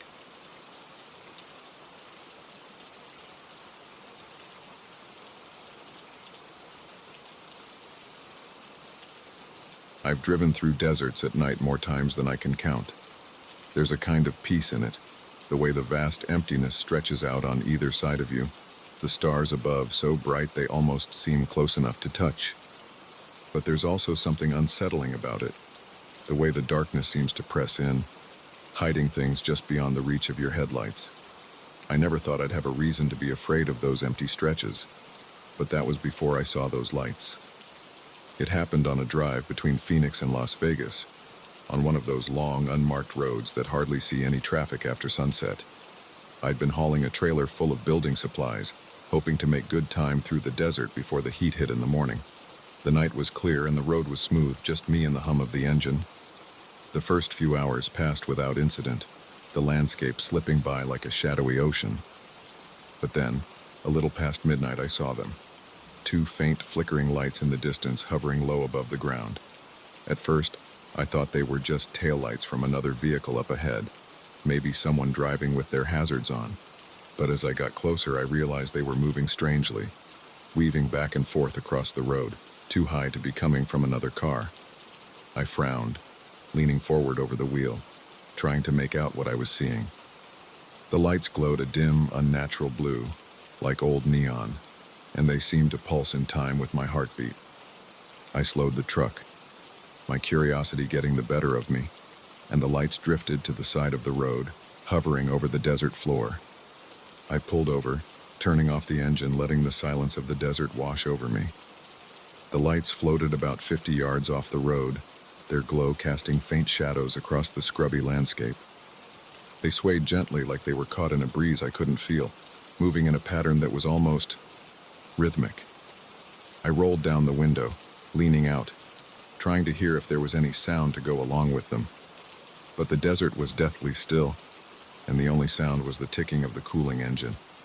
I reached for my phone, thinking I'd snap a picture, but as soon as I pulled it out, the lights blinked off, disappearing as if they'd never been there. I blinked, rubbing my eyes, wondering if I'd imagined the whole thing. But when I looked again, they were back, closer this time, just on the other side of the road. They hovered above the ground, barely a foot or two off the surface, moving in that same slow, swaying rhythm. A chill ran through me, but I couldn't seem to tear my gaze away. It was like they were beckoning, calling me out into the darkness. Against my better judgment, I opened the door and stepped out onto the gravel, my boots crunching against the dirt. The air was colder than it had any right to be, a sharp contrast to the heat I'd been driving through just an hour before. I took a few steps closer, my breath fogging in front of me, and the lights seemed to react, drifting back slightly, like they were leading me somewhere. I knew I should have gotten back in the truck, turned around, and left those lights behind. But something about them pulled at me, an unexplainable sense that if I just got a little closer, I'd understand what they were. So I kept walking, my footsteps crunching in the stillness, the lights always just a few yards ahead. After about a minute, I reached a small dip in the landscape, a dry wash cutting through the desert floor. The lights hovered over the edge, casting a strange, shimmering reflection across the dry riverbed. I hesitated, suddenly aware of how far I'd wandered from the road, from the safety of my truck. But then the lights dipped down, descending into the wash, and I felt a strange, irrational urge to follow. I slid down the embankment, stumbling as loose gravel gave way beneath my feet. As I reached the bottom, the air grew even colder, and I felt a pressure building in my ears, like I was standing at the edge of a great depth. The lights floated just ahead, casting long shadows that twisted and shifted across the walls of the wash.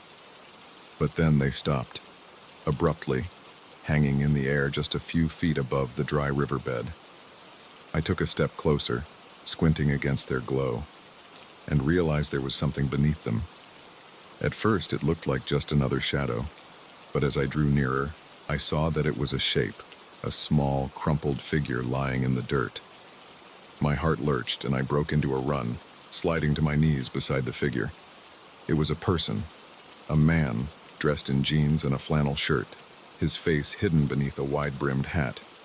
His clothes were covered in dust, and his skin was pale, as if he'd been out here for a long time. I reached out, hesitating for a moment before touching his shoulder. "Hey, you okay?" I called, my voice sounding thin and uncertain in the quiet. But as soon as my fingers brushed against him, the lights blinked out, plunging the wash into darkness.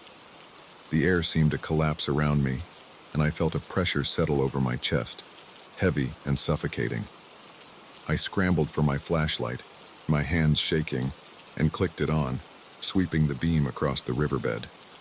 The figure was gone. I stumbled back, my mind racing, trying to make sense of what I'd seen. The flashlight beam caught nothing but dirt and rocks, the walls of the wash stretching up into the night. There was no sign of the man, no sign that anyone had ever been there. My breathing grew ragged, panic clawing at the edges of my mind. I turned back the way I'd come, clambering up the embankment, slipping on loose stones in my rush to get back to the road. When I reached the top, I scanned the darkness, half expecting the lights to be there, waiting for me. But the desert was empty, the road stretching out in both directions, bathed in the faint glow of starlight. My truck sat where I'd left it, the driver's side door still hanging open, the cab light casting a small pool of yellow on the gravel. I sprinted back to the truck, slamming the door behind me and fumbling for the keys. The engine roared to life, and I spun the wheel, turning back onto the highway, my hands gripping the steering wheel so tightly my knuckles ached. I didn't stop driving until the first hints of dawn touched the horizon, bathing the desert in a pale gray light. By then the fear had settled into a dull ache, a lingering sense of something unfinished. I pulled over at a small diner, desperate for coffee, for something that felt real. Inside, the place was nearly empty, just a few truckers hunched over their breakfasts. I ordered a coffee, trying to steady my shaking hands, and eventually I found myself telling the waitress about the lights, about the figure I'd seen in the wash. She listened without interrupting, her face impassive. When I finished, she just shook her head. "You're not the first, you know," she said, pouring me another cup. "People see things out there sometimes. Lights, shadows, ghosts maybe. Most of them don't come back looking for answers." I left the diner soon after, her words echoing in my mind. I don't know what I saw that night or what happened to the man in the wash, but sometimes, when I'm driving those lonely stretches of highway, I catch a glimpse of that flickering blue light in my mirrors, always hovering just at the edge of sight. And every time I fight the urge to follow it, to find out where it leads, even though I know better. Because out there, in the emptiness of the desert, some things are meant to stay in the dark, and some questions are better left unanswered.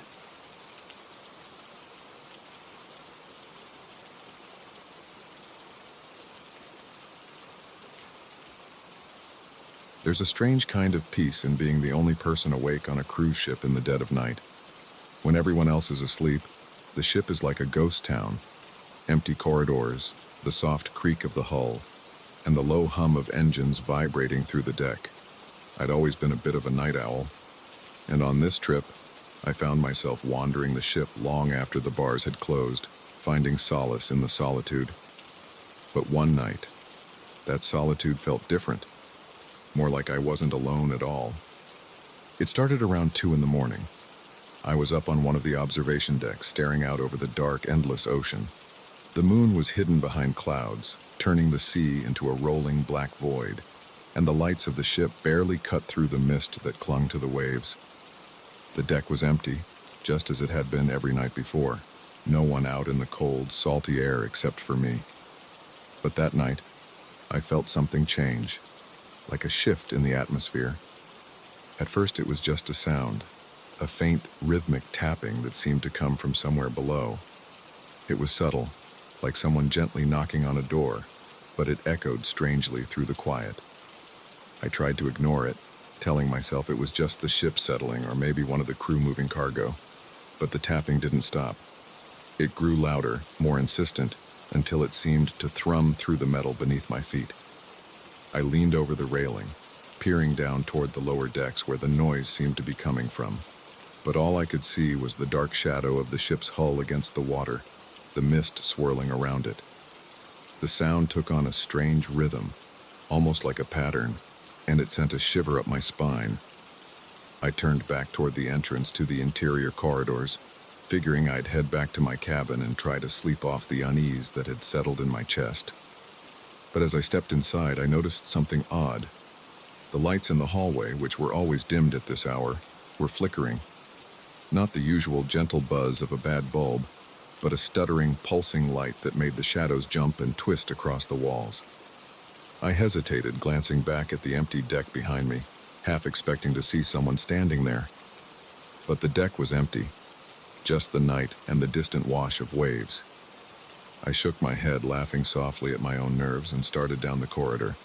But with each step, the flickering lights seemed to grow worse, like they were reacting to my presence. About halfway to my cabin, the hallway turned a corner, and that's when I saw her. A figure standing at the far end, barely visible in the flickering glow. She was facing away from me, her long hair hanging down her back, her shoulders hunched like she was listening for something. Her dress, some old-fashioned style, a pale color that seemed to shift in the unsteady light, clung to her frame, and she swayed slightly, as if moved by a breeze that I couldn't feel. I stopped in my tracks, my breath catching in my throat. For a moment, I thought she might be another passenger, someone who couldn't sleep like me. But the longer I watched her, the more I realized something was wrong. She didn't move, didn't turn around or react to the sound of my footsteps. She just stood there, swaying gently, her back to me, like she was listening to something far away. "Hey, you okay?" I called out, my voice sounding too loud in the quiet. She didn't respond. The flickering lights cast strange shadows across her form, making it seem like she was fading in and out of focus like a projection struggling to stay solid. My unease deepened, turning into a cold knot in my stomach. But I forced myself to take a step forward. As I got closer, the tapping sound I'd heard outside returned, louder now, echoing through the corridor. It seemed to come from all around me, bouncing off the walls in a way that made it impossible to pinpoint its source. And then, as I reached the end of the hallway, the figure finally moved. She turned slowly, so slowly that it felt like time itself had slowed down, her movements fluid but wrong, like a marionette on tangled strings. Her face remained hidden beneath a veil of dark hair, but I could see her lips moving, shaping words I couldn't hear. My heart pounded in my chest, and every instinct screamed at me to turn around to get out of there. But I was frozen, my feet glued to the floor. She took a step toward me, her bare feet silent on the carpet, and I stumbled back, nearly tripping over my own legs. As she moved closer, the air seemed to grow colder, the lights flickering more wildly, casting her shadow across the walls like a dark stain. The tapping grew faster, more frantic, like whatever was making the sound was right behind me, pressing closer. I finally found the strength to move, turning and sprinting back down the hallway, the echo of my footsteps mingling with the tapping. I didn't look back. I couldn't. I just kept running, my breath coming in short, panicked bursts, my mind racing with 1,000 questions I couldn't answer. The corridor seemed longer than it had before, stretching out in front of me, the lights flickering faster and faster. When I finally reached my cabin, I fumbled with the keycard, my hands shaking so badly that it took 3 tries before the lock beeped open. I threw myself inside, slamming the door shut behind me, and pressed my back against it, gasping for breath. For a long moment, I just stood there, listening to the silence that had settled back over the ship, trying to convince myself that it had all been in my head. But as I turned to lock the door, I saw something that made my blood run cold. There, on the floor just inside the entrance, was a small, wet footprint, like someone had stepped out of the ocean and walked straight into my room. It was too small to be mine, the shape delicate, like that of a woman's foot. My pulse quickened and I backed away, glancing around the room. But there was no one there, just my bag, my clothes, everything exactly where I'd left it. I spent the rest of the night sitting on the edge of the bed, staring at the door, waiting for some sound, some hint that she might be just outside. But the hours dragged by in silence, and when the first light of dawn filtered through the small porthole, I finally allowed myself to breathe again. The next morning, I tried to ask one of the crew about what I'd seen, but they just shrugged it off. "Old ships make strange noises," the bartender told me, cleaning a glass with a practiced hand. "And you wouldn't be the first to see things that aren't there. The sea has a way of playing tricks on your mind." I nodded, forcing a laugh, but his words didn't comfort me, because I knew what I'd seen. I knew that the tapping had been real, that the figure in the hallway hadn't been a trick of the light, and I knew that whoever she was, she hadn't wanted me there. I spent the rest of the trip avoiding the lower decks, sticking to the crowded areas where I could hear the chatter of other passengers, the clinking of glasses, the hum of the engines. But every time I passed a hallway or glanced out at the empty sea, I found myself looking for her, expecting to see that figure standing in the shadows, waiting for me. I disembarked as soon as we reached port, eager to put as much distance between myself and that ship as possible. But even now, weeks later, I can't shake the memory of those wet footprints, the cold air pressing in around me. Sometimes when I lie awake at night, I think I hear that faint, rhythmic tapping, like something calling out from the deep. And every now and then, I catch myself glancing toward the shadows in the hallway, half expecting to see her standing there, waiting for me to follow.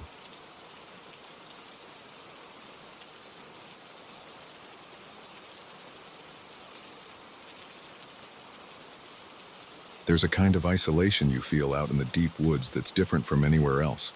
It's not the same as being alone in your apartment or even standing on an empty beach at night.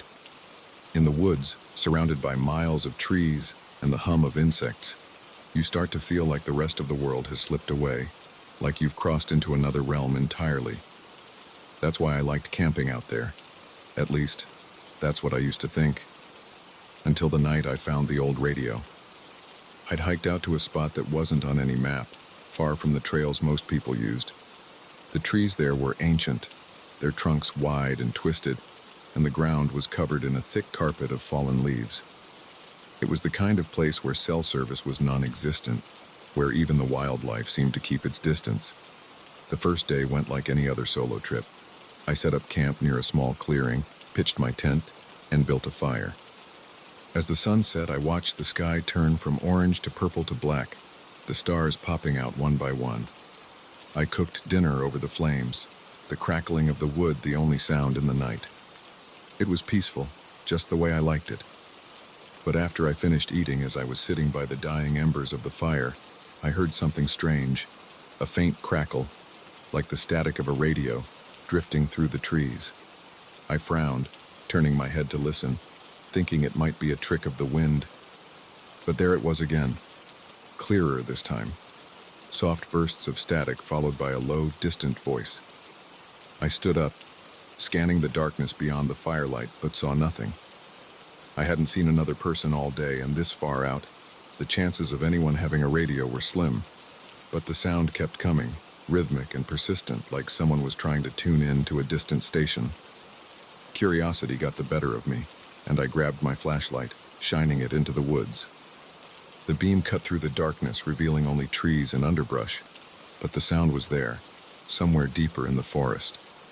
I thought about ignoring it, going back to the fire, but something about that static-filled voice tugged at me, like it was calling my name. So I pocketed my flashlight and followed the sound, my breath puffing out in little clouds in the cool night air. The deeper I went into the woods, the stronger the static grew, the voice behind it becoming more distinct. It was low and garbled, like it was coming from a long way off, but I could make out the faint rhythm of words. They didn't make sense, just a jumble of syllables. But there was something strangely melodic about it, like a song playing just out of reach. After about 10 minutes of walking, I found the source. Tucked between two massive oak trees was an old radio, its metal casing rusted and its dials caked with dirt. It looked like it had been there for years, long enough for the roots of one tree to start growing around it. But the speaker crackled softly, still somehow working. I stared at it, trying to make sense of what I was seeing. Who would leave a radio out here in the middle of nowhere? And how was it still running? I reached out, hesitating for a moment before brushing the dust off one of the dials. As soon as my fingers touched it, the static flared, and the voice behind it grew louder. It wasn't speaking English, at least not any English I'd ever heard. But there was a tone to it, a rhythm that felt almost familiar, like someone talking just on the edge of understanding. I fiddled with the dials, trying to tune it to a clearer signal. But as soon as I did, the voice cut out completely, replaced by a new sound, a low hum, almost like a sigh. It reverberated through the air, vibrating the leaves around me. and for a moment I thought I felt the ground beneath my feet shift, like the earth was breathing. I let go of the radio, stumbling back, my heart pounding in my chest. The air around me felt thicker, the darkness deeper, pressing in on all sides. I told myself I'd been out here too long, that I was just imagining things, but I couldn't shake the feeling that something was watching me, just beyond the edge of the flashlight's beam. I turned and made my way back toward camp, but as I walked, the woods seemed different. The trees loomed taller, their branches twisting into unnatural shapes, blocking out what little light the stars offered. The path I'd taken on the way in seemed to shift beneath my feet, the underbrush thicker than before, snagging at my boots. And that low hum, it followed me, just below the edge of hearing, like the radio was still whispering through the trees. By the time I made it back to camp, my hands were shaking and the fire had nearly died. I added more wood, my movements clumsy, trying to bring back the warmth and light. But it felt like the darkness had already settled in, like it was wrapped around the edges of the clearing, watching. I sat by the fire, listening to the woods, but the static was gone, replaced by that low, rhythmic hum. It seemed to seep up from the earth itself, vibrating through the soles of my boots. I kept glancing over my shoulder, half expecting to see someone or something standing just beyond the glow of the flames. But the woods remained empty, the shadows thick and unmoving. Eventually I crawled into my tent, but sleep wouldn't come. Every time I closed my eyes, I saw that radio nestled between the roots, the static crackling through the air. And the hum, it never stopped, just kept droning on, like a heartbeat pulsing through the earth. Sometime in the early hours of the morning, when the fire had burned down to embers, I thought I heard it again. The voice, faint and garbled, drifting through the tent walls. It sounded closer this time, clearer, like it was speaking just outside the tent flap. My breath hitched and I reached for the zipper, pulling it open just enough to peer out. The clearing was empty, the fire reduced to a faint glow. But there, right where the radio had been, stood a figure. It was too far to make out any details, just a dark silhouette against the trees, but I could see the way it swayed slightly, moving in time with that unending hum. My mouth went dry, and I clutched the edge of the tent flap, too scared to move, too scared to make a sound. I don't know how long I stayed like that, watching that shadow shift in the darkness. But eventually the hum began to fade, growing softer until it melted into the rustling of leaves. The figure seemed to dissolve with it, fading back into the trees, leaving me alone with the silence. When the sun finally rose, I packed up camp as fast as I could, my hands shaking as I stuffed everything into my pack. I hiked back to my car without looking back, every snapping twig and rustling leaf sending a fresh jolt of fear through me. When I finally reached the trailhead, I threw my gear into the trunk and peeled out of there, desperate to put as much distance between me and that place as possible. I've tried to convince myself that it was all in my head, that maybe the isolation had gotten to me, or that I'd stumbled across some old shortwave radio left behind by another camper. But even now, months later, I can't forget the feeling of that hum vibrating through my bones, or the shadow standing just beyond the firelight. And sometimes when I'm lying awake at night, I think I hear it again, that low, distant static, calling out from somewhere deep in the woods.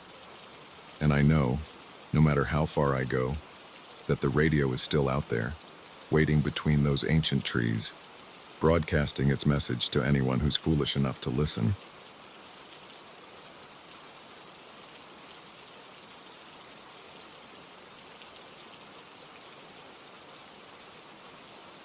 You'd think I'd be used to the emptiness of night drives by now.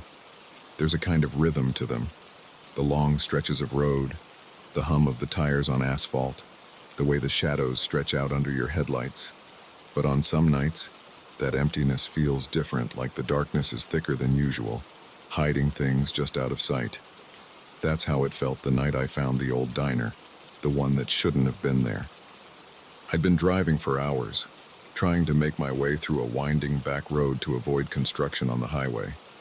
It was one of those nights where the sky was pitch black, with not even a sliver of moonlight to break up the shadows.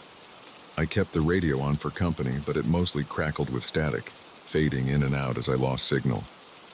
When the gas gauge dipped below a quarter tank, I started to get that uneasy feeling you get when you realize you might have misjudged the distance between towns. That's when I saw it, flickering neon lights up ahead, just around a bend in the road. They spelled out the word diner in big blocky letters glowing a sickly yellow. I blinked, almost thinking I'd imagined it, but as I drove closer, the outline of the building took shape. A squat, old-fashioned diner with a row of parked cars out front, all of them covered in a thin layer of dust. It was the kind of place you'd expect to see in an old movie, not out in the middle of nowhere in the year 2024. I figured I must have missed a turn somewhere, stumbled onto an old highway that wasn't on my map. But the rumble of my stomach and the promise of a break from the road won out over my curiosity. I pulled into the gravel lot, parked beside an old Chevy, and climbed out, stretching my legs. The air was cool, and the neon buzzed softly, the sound almost comforting against the silence of the night. Inside, the diner looked like a time capsule from the 1960s, red vinyl booths, a long counter with chrome stools, and a jukebox humming quietly in the corner. A couple of ceiling fans turned lazily above, and the faint smell of grease and coffee lingered in the air. There were a few people scattered throughout the booths, older folks mostly, their faces cast in the dim glow of the neon lights filtering through the windows. Behind the counter stood a waitress wearing one of those classic uniforms with a frilly apron, her hair done up in tight curls. She gave me a tired smile as I took a seat at the counter, sliding a laminated menu my way. "What can I get you, hun?" she asked, her voice carrying a slight drawl. "Just coffee, thanks," I said, scanning the menu out of habit. It was filled with diner staples, burgers, fries, milkshakes, and pies, but the edges of the paper were yellowed with age, like it hadn't been replaced in years. I glanced around, trying to get a better look at the other patrons, but their faces were turned down toward their plates, shadows obscuring their features. The waitress poured me a steaming cup of coffee, the dark liquid swirling as she set it down in front of me. I wrapped my hands around the mug, grateful for the warmth. But as I took a sip, I noticed something strange. There was no sound, no clatter of dishes, no hum of conversation, just the low murmur of the jukebox playing some old, unfamiliar tune. "So, been here long?" I asked, trying to make conversation. The waitress just smiled that same tired smile and nodded, but she didn't offer any more than that. I shifted in my seat, taking another sip of the coffee, and glanced over my shoulder at the booth nearest to me. The man sitting there looked up, meeting my gaze for just a second before turning back to his plate. His face was gaunt, his eyes hollow, but there was something familiar about him, like I'd seen him somewhere before. A shiver ran through me and I turned back to the counter, suddenly eager to finish my coffee and get back on the road. As I drank, I noticed a framed newspaper clipping on the wall behind the counter, yellowed with age. The headline read, "Local diner closes after 40 years of service." I leaned closer, trying to make out the date, but it was too faded to read clearly. A knot tightened in my stomach, and I looked back at the waitress, who was wiping down the counter with slow, deliberate movements. "Hey, I saw that article on the wall. When did this place close?" I asked, forcing a smile. She stopped wiping and glanced over at the clipping, then back at me, her expression unreadable. "Oh, that old thing? It's been here a long time.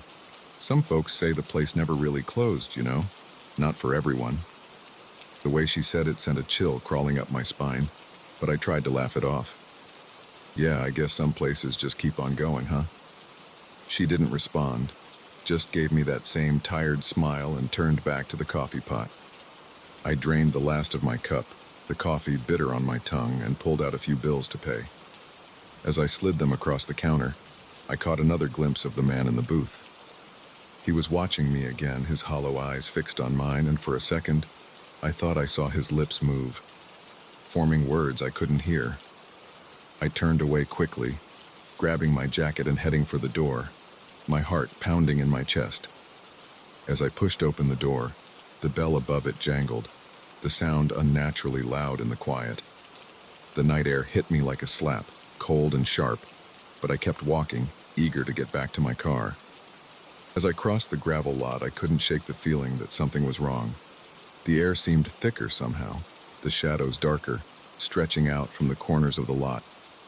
I glanced back at the diner, and my breath caught in my throat. The neon lights were flickering, but now the sign read closed in a harsh red glow. And through the windows, I could see that all the booths were empty, the inside of the diner dark except for the faint glow from the jukebox, still humming that same eerie tune. I ran the last few steps to my car, fumbling with the keys, my hands shaking as I jammed them into the ignition. The engine roared to life, and I pulled out of the lot, gravel spraying behind me as I sped back down the road. I glanced in the rearview mirror, expecting to see the diner disappearing into the distance. But there was nothing, just an empty stretch of road, the neon glow and the flickering lights gone as if they'd never been there. I drove for miles, my pulse racing, my mind struggling to make sense of what had just happened. When I finally saw the glow of a gas station up ahead, I pulled in, desperate for some proof that I hadn't imagined the whole thing. Inside, I found a clerk reading a dog-eared magazine behind the counter, the bright fluorescent lights almost blinding after the darkness of the road. I bought a bottle of water and tried to ask him if he knew anything about the diner, but he just gave me a puzzled look. "There hasn't been a diner out there in years," he said, shaking his head. "Place closed down ages ago, back in the 70s. Burned down, if I remember right. You sure you didn't take a wrong turn?" I nodded mutely, too tired to argue, and stumbled back to my car, the bottle clutched in my hand. But as I sat there, staring out at the empty road, I couldn't forget the faces in the diner, the way the waitress had smiled at me, the way the man in the booth had looked like he was trying to say something. And every time I drive that stretch of road now, I keep my eyes peeled for that bend, for the flicker of neon lights that might lead me back to that diner. But no matter how many times I look, I never see it again. Just miles of empty road stretching out under the stars, as if the diner had vanished into the night. But sometimes, when I'm driving late at night, I think I hear it, that faint crackling tune playing just on the edge of hearing. And I wonder if somewhere out there in the darkness, the diner is still waiting, its doors open for anyone who takes a wrong turn on a lonely road.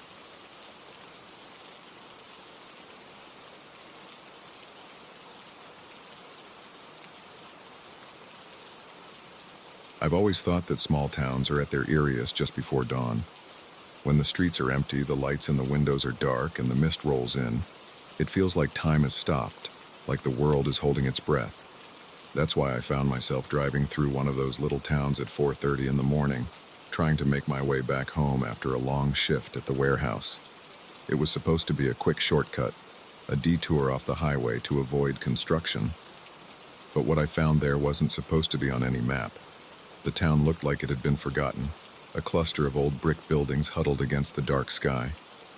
As I drove through, I noticed the sign, rusty and leaning, barely legible. "Welcome to Grady's Hollow." The paint was peeling, and a thick layer of moss had grown up the side, like even nature had tried to reclaim it. My headlights swept over closed shops, empty storefronts, and houses that looked like no one had lived in them for years. But there was a light up ahead, a faint glow spilling out from a small gas station at the edge of town. My gas gauge hovered dangerously close to empty, and the idea of running out of fuel in this place wasn't appealing. So I pulled in, the tires crunching over the gravel. The light from the station was dim, flickering like it was struggling to stay on. There was an old-style pump, the kind with a spinning dial and a small shack that served as the office. Through the dusty window, I could see shelves lined with old snacks and magazines, and a faint glow from behind the counter. I stepped out into the cold morning air, pulling my jacket tighter around myself as I approached the pump. A bell rang as I crossed under the awning, but the sound seemed muffled, swallowed by the fog that clung to the edges of the lot. I picked up the nozzle, but the pump was ancient, the kind that required you to pay inside before filling up. I sighed, glancing back at the road, half expecting to see headlights in the distance. But the town remained shrouded in mist, silent and still. I pushed open the door to the office, and a small bell chimed overhead. The inside smelled like old wood and engine oil, a scent that reminded me of my grandfather's garage. The place was cluttered, with dusty shelves and a counter covered in old receipts. Behind it, an old man sat hunched over, his face lined and weathered. He wore a flannel shirt that looked as ancient as the building, and he didn't seem to notice me at first. "Morning," I said, trying to sound friendly even though my nerves were prickling with unease. The old man looked up slowly, his eyes catching the light for just a second. There was something strange about them. Too sharp, too bright for someone his age. He smiled, but the expression didn't reach his eyes. "Mornin', son," he replied, his voice rough like gravel. "What brings you through Grady's Hollow at this hour?" I hesitated, glancing back out at the empty street. "Just passing through. Need to top off my tank." He nodded, reaching under the counter and pulling out an old cash register that clanked when he pressed the keys. "Not many folks come through here anymore," he said, his tone casual. But there was something off about the way he said it, like he was hinting at something I wasn't in on. "You must have taken a wrong turn." I forced a laugh, trying to hide my discomfort. "Yeah, I guess I did, but I'll be back on my way as soon as I fill up." The old man nodded again, but his smile lingered, like he knew something I didn't. He handed me a receipt, and I turned to head back outside, eager to get this over with. But as I reached the door, he called out after me, his voice low and serious. "Careful on the road, son. Things out here don't like strangers." I paused, my hand on the doorknob, and turned back to ask him what he meant. But when I glanced over my shoulder, he was looking down again, his hands busy with some task behind the counter, as if he hadn't spoken at all. I shook off the shiver that crawled up my spine and stepped back into the cold. I filled up the tank quickly, glancing around the misty lot, the sense of unease growing with each passing second. I couldn't shake the feeling that something was watching me from the shadows, something hidden just beyond the edges of the light. When I finished, I replaced the nozzle and hurried back into my car, eager to put distance between myself and the town. As I pulled back onto the road, the mist seemed to thicken, swallowing up the edges of the buildings until the town disappeared behind me. The old man's warning echoed in my mind, but I pushed it away, telling myself he was just trying to mess with me. The gas station faded into the rearview mirror, and I pressed the accelerator, the tires humming against the asphalt. But after a few minutes, the road started to look different. The trees on either side grew denser, their branches twisting together above the road, turning the sky into a tunnel of shadow. The air inside the car grew colder, my breath fogging up the windshield. And the mist. It seemed to take on a life of its own, swirling around the car, forming shapes that melted away as soon as I focused on them. I drove on, my hands gripping the wheel, my pulse quickening with every twist and turn. My headlights cut through the darkness, revealing nothing but more trees, more mist. I tried to tell myself that the old man had been right, that I'd taken a wrong turn, but my GPS couldn't get a signal, and the road signs had stopped appearing miles back. Just when I was starting to panic, I saw something up ahead, a faint glow through the fog. Relief washed over me, and I thought maybe I'd found another town, another place where I could get my bearings. But as I got closer, my stomach dropped. The light wasn't coming from a town, it was coming from the gas station. I slammed on the brakes, the car skidding to a stop in the middle of the road. My heart pounded in my chest as I stared at the familiar neon sign, the dusty row of cars, the old-style pump standing in front of the office. It was the same station, the same place I'd just left, but that was impossible. I'd been driving straight for miles. I pulled into the lot again, my hands shaking as I put the car in park. The bell above the door chimed as I stepped back inside, and the smell of engine oil hit me like a slap. The old man was still behind the counter, his hands folded in front of him, like he'd been waiting for me. "I told you, son," he said, his voice even softer this time. "Things out here don't like strangers." I felt my mouth go dry, and I took a step back, trying to understand what was happening. How did I end up back here?" I stammered, my voice barely above a whisper.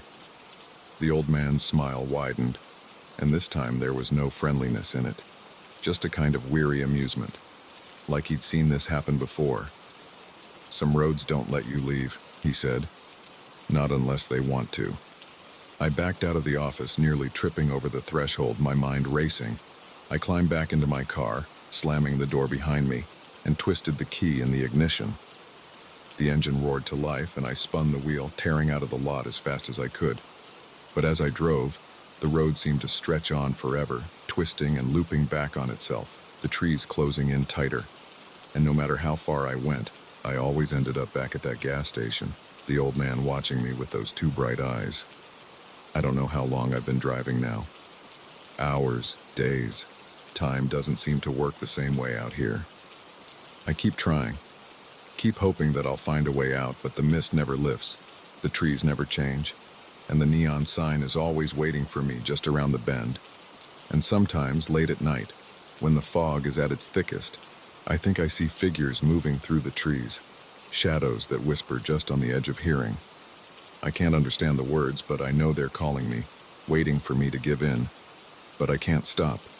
I can't let them take me. So I keep driving, hoping that maybe, just maybe, the road will show me mercy and I'll find my way back to the world I left behind.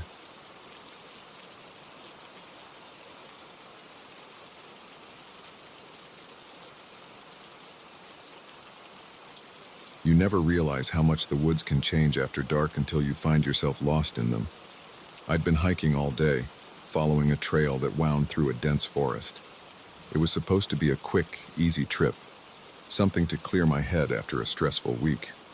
But I'd underestimated how quickly the sun would set, and by the time I realized I'd wandered off the path, the last light of day had already bled from the sky.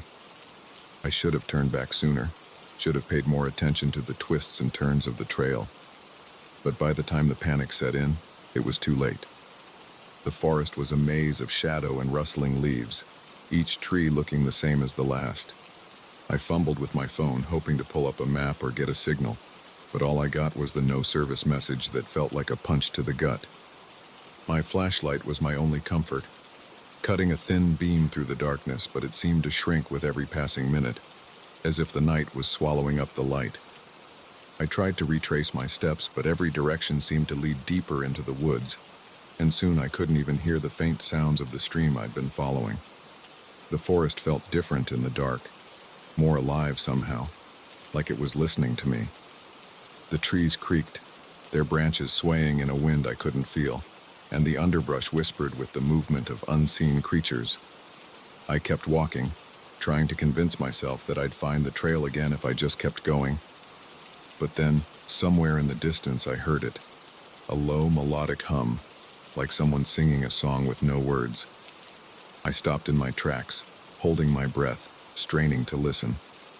It was faint, drifting through the trees like smoke, and it seemed to come from all around me, carried on the cool night air. My first thought was that it had to be another hiker, maybe someone camping out nearby. Relief washed over me and I called out, my voice sounding small against the vast darkness. "Hello? Is someone out there?" The hum stopped, replaced by a silence that was even heavier than before. I waited, my flashlight trembling in my grip, but no one answered. After a few seconds, the hum started again, softer this time, as if the singer was trying to lure me in. I hesitated, every instinct telling me to turn around, to head in the opposite direction. But the thought of spending the entire night lost in the woods, alone with nothing but the creeping shadows, was too much to bear. So against my better judgment, I turned toward the sound, hoping that it might lead me to a campsite, to a fire, to another person who could help me find my way out of this maze. I walked for what felt like an eternity, the trees closing in around me, their branches weaving a canopy that blocked out even the faintest hint of starlight. The hum grew louder, clearer, but it never seemed to come closer. It always hovered just beyond the reach of my flashlight, just out of sight, like a shadow that danced at the edges of the beam. And then, through the gaps between the trees, I saw a flicker of light, a warm, golden glow that cut through the darkness. My heart leapt with hope, and I quickened my pace, stumbling over roots and rocks in my haste. As I drew nearer, the trees parted, revealing a small clearing, bathed in the glow of a fire. But it wasn't a campsite. It was something else entirely. In the center of the clearing stood an old cabin, its wooden walls warped and weathered by time. The roof sagged, and the windows were covered in thick layers of grime, but inside, I could see the flicker of firelight, casting long shadows that swayed and shifted across the walls. And just beyond the cabin, at the edge of the clearing, stood a figure. She was tall and thin, draped in a long, tattered dress that fluttered in the breeze, her face hidden beneath a veil of dark hair. She stood with her back to me, her head tilted slightly to the side, as if she was listening to something only she could hear. And from her lips came that same low, haunting hum, the melody twisting through the night like a secret. I froze at the edge of the clearing, my breath catching in my throat. Something about her felt wrong, unnatural, like she was a part of the forest itself, something old and forgotten that had been waiting in the shadows for far too long. But before I could turn back, she stopped humming and spoke, her voice a whisper that seemed to slip through the trees. "You've come a long way," she said, her voice soft but carrying through the night. "Lost, are you?" I swallowed hard, trying to keep my voice steady. "Yeah, I got off the trail. I'm just looking for a way out." She turned slowly, her movements graceful but wrong, like she was bending in ways a person shouldn't. Her face remained obscured, but I could see a hint of a smile beneath her hair. "Out?" she repeated, as if tasting the word. "There's no way out but through, you know. Through the trees, through the shadows. But you can stay here if you'd like. It's safer." Every instinct screamed at me to run, to get as far away from that clearing as possible. But my legs wouldn't move, my feet rooted to the spot like the trees around me. I glanced at the cabin, at the firelight dancing in the windows, and took a step back, my flashlight casting wild shadows across the ground. "I think I'll keep going," I said, trying to force a smile, but my voice shook, betraying my fear. "Thanks, though." She tilted her head further, as if studying me, and for a moment, the shadows around her seemed to writhe, like they were alive. "You don't have to be afraid," she whispered. "Not of me. It's the ones behind you that you should worry about." A cold shiver ran down my spine, and I spun around, shining my flashlight into the trees behind me. But there was nothing there, just darkness, stretching out into infinity. When I turned back, she was gone, and the cabin's fire had dimmed, the light inside barely more than a flicker. I stumbled back from the clearing, my heart hammering in my chest, and turned, breaking into a run. I crashed through the underbrush, branches clawing at my clothes, the hum still echoing in my ears, fading with each step. I didn't stop until my legs burned and my breath came in ragged gasps, the night pressing in from all sides. When I finally paused, I realized that the woods around me had changed. The trees were different, gnarled and twisted, their trunks marked with strange symbols like claw marks carved deep into the bark.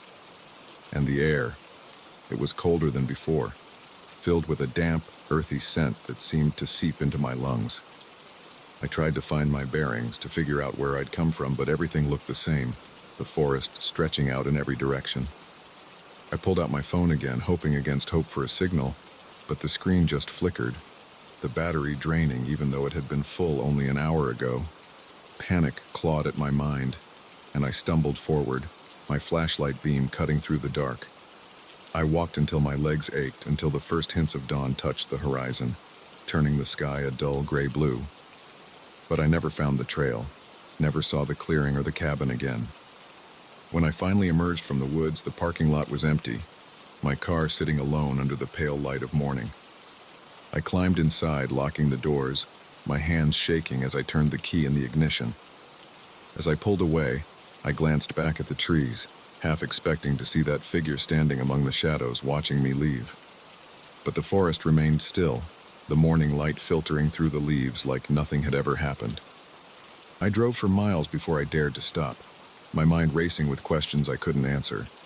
I don't hike anymore, not alone, and not in places I don't know. And sometimes, late at night, when the wind whistles through the trees outside my window, I think I hear that low hum drifting through the darkness, calling me back to the woods. And I wonder if that clearing is still out there, waiting for the next lost traveler who doesn't realize that some places are better left undiscovered.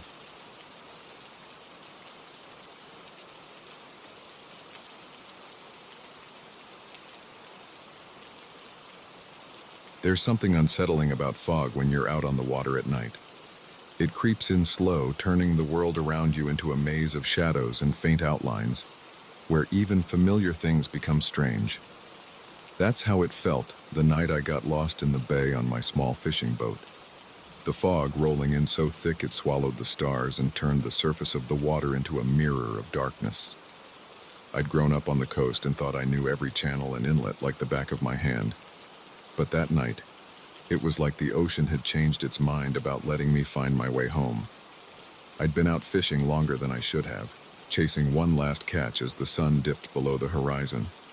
By the time I realized how dark it had gotten, the fog was already creeping in, turning the shoreline into a distant blur.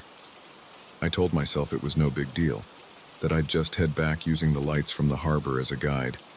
But as I motored toward where the harbor should have been, the fog thickened, swallowing up the world around me until I couldn't see more than a few feet beyond the bow.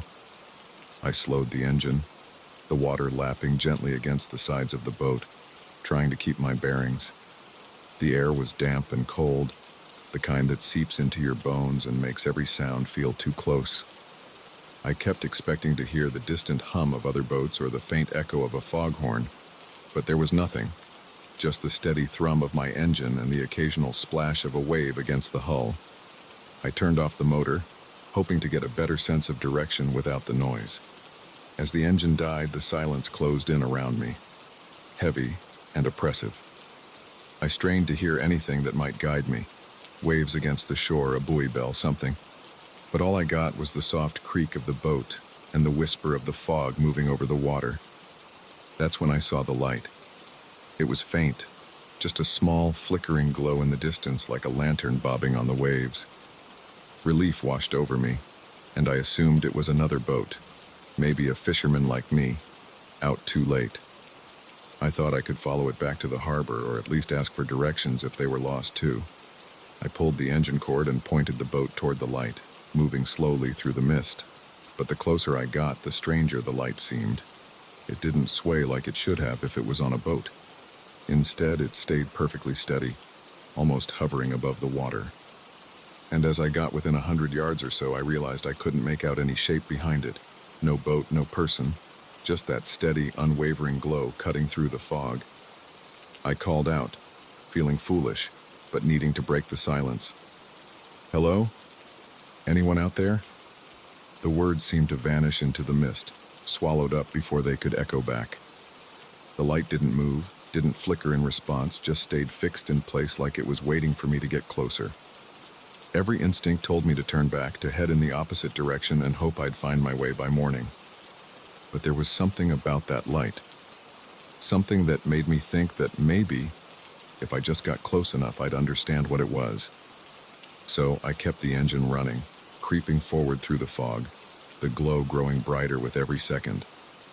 When I was about 50 feet away, I cut the engine again, letting the boat drift toward the light. It shone brighter now, a pale gold that seemed almost warm against the cold fog. But as my boat drifted closer, I realized there was still no sign of a source.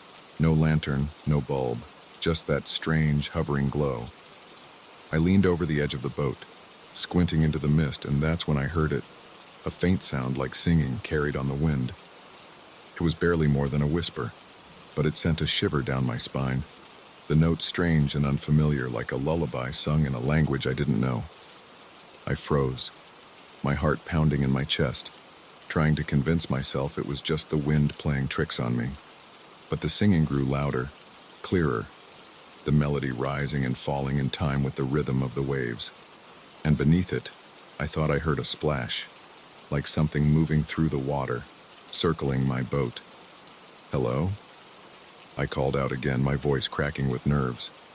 But the only response was the singing drifting closer, wrapping around me like the fog itself.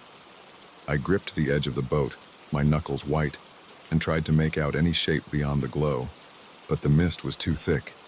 The light bobbed suddenly, dipping closer to the surface, and I leaned out, my hands trembling. For just a moment I thought I saw a face beneath the water, pale, with eyes that glowed faintly in the dark, lips moving in time with the song. But before I could get a closer look, the light flared, bright enough to burn through the fog. blinding me with its intensity. I stumbled back, my hand slipping off the edge of the boat, and the light vanished as suddenly as it had appeared. The singing cut off, replaced by a deep, echoing silence that pressed against my ears. I blinked, trying to clear the spots from my vision, but when I looked around, the water was empty. No light, no sound, just the swirling mist and the shadow of my own boat. Panic clawed at my chest, and I fumbled with the engine cord, desperate to get moving. The motor sputtered, then roared to life, and I spun the boat around, steering blindly through the fog. My hands shook on the wheel, my breath coming in ragged gasps, but I didn't care where I was going. I just needed to get away from whatever I'd seen, or thought I'd seen, beneath the water. I drove for what felt like hours, the fog slowly thinning until I finally caught sight of the harbor lights on the horizon. I practically crashed into the dock, my hands still trembling as I tied the boat off and stumbled onto solid ground. The town was just waking up, the first hints of dawn coloring the sky, and everything felt so normal, so mundane, that it almost convinced me I'd imagined the whole thing. But when I looked back out at the bay, I thought I saw something, just for a moment. A faint glow slipping beneath the waves, disappearing into the deep. I've tried to tell myself it was just the fog, just my mind playing tricks on me after a long night. But I haven't gone back out on the water since. And every now and then, when the mist rolls in off the coast, I think I hear that faint melody drifting through the fog, like a voice calling out from somewhere deep below. They say the ocean hides many secrets, that there are places beneath the waves where time doesn't work the same, where things older than we can imagine still sing their songs. And I can't help but wonder if, that night, I got too close to one of those places, close enough to hear a song that was never meant for human ears.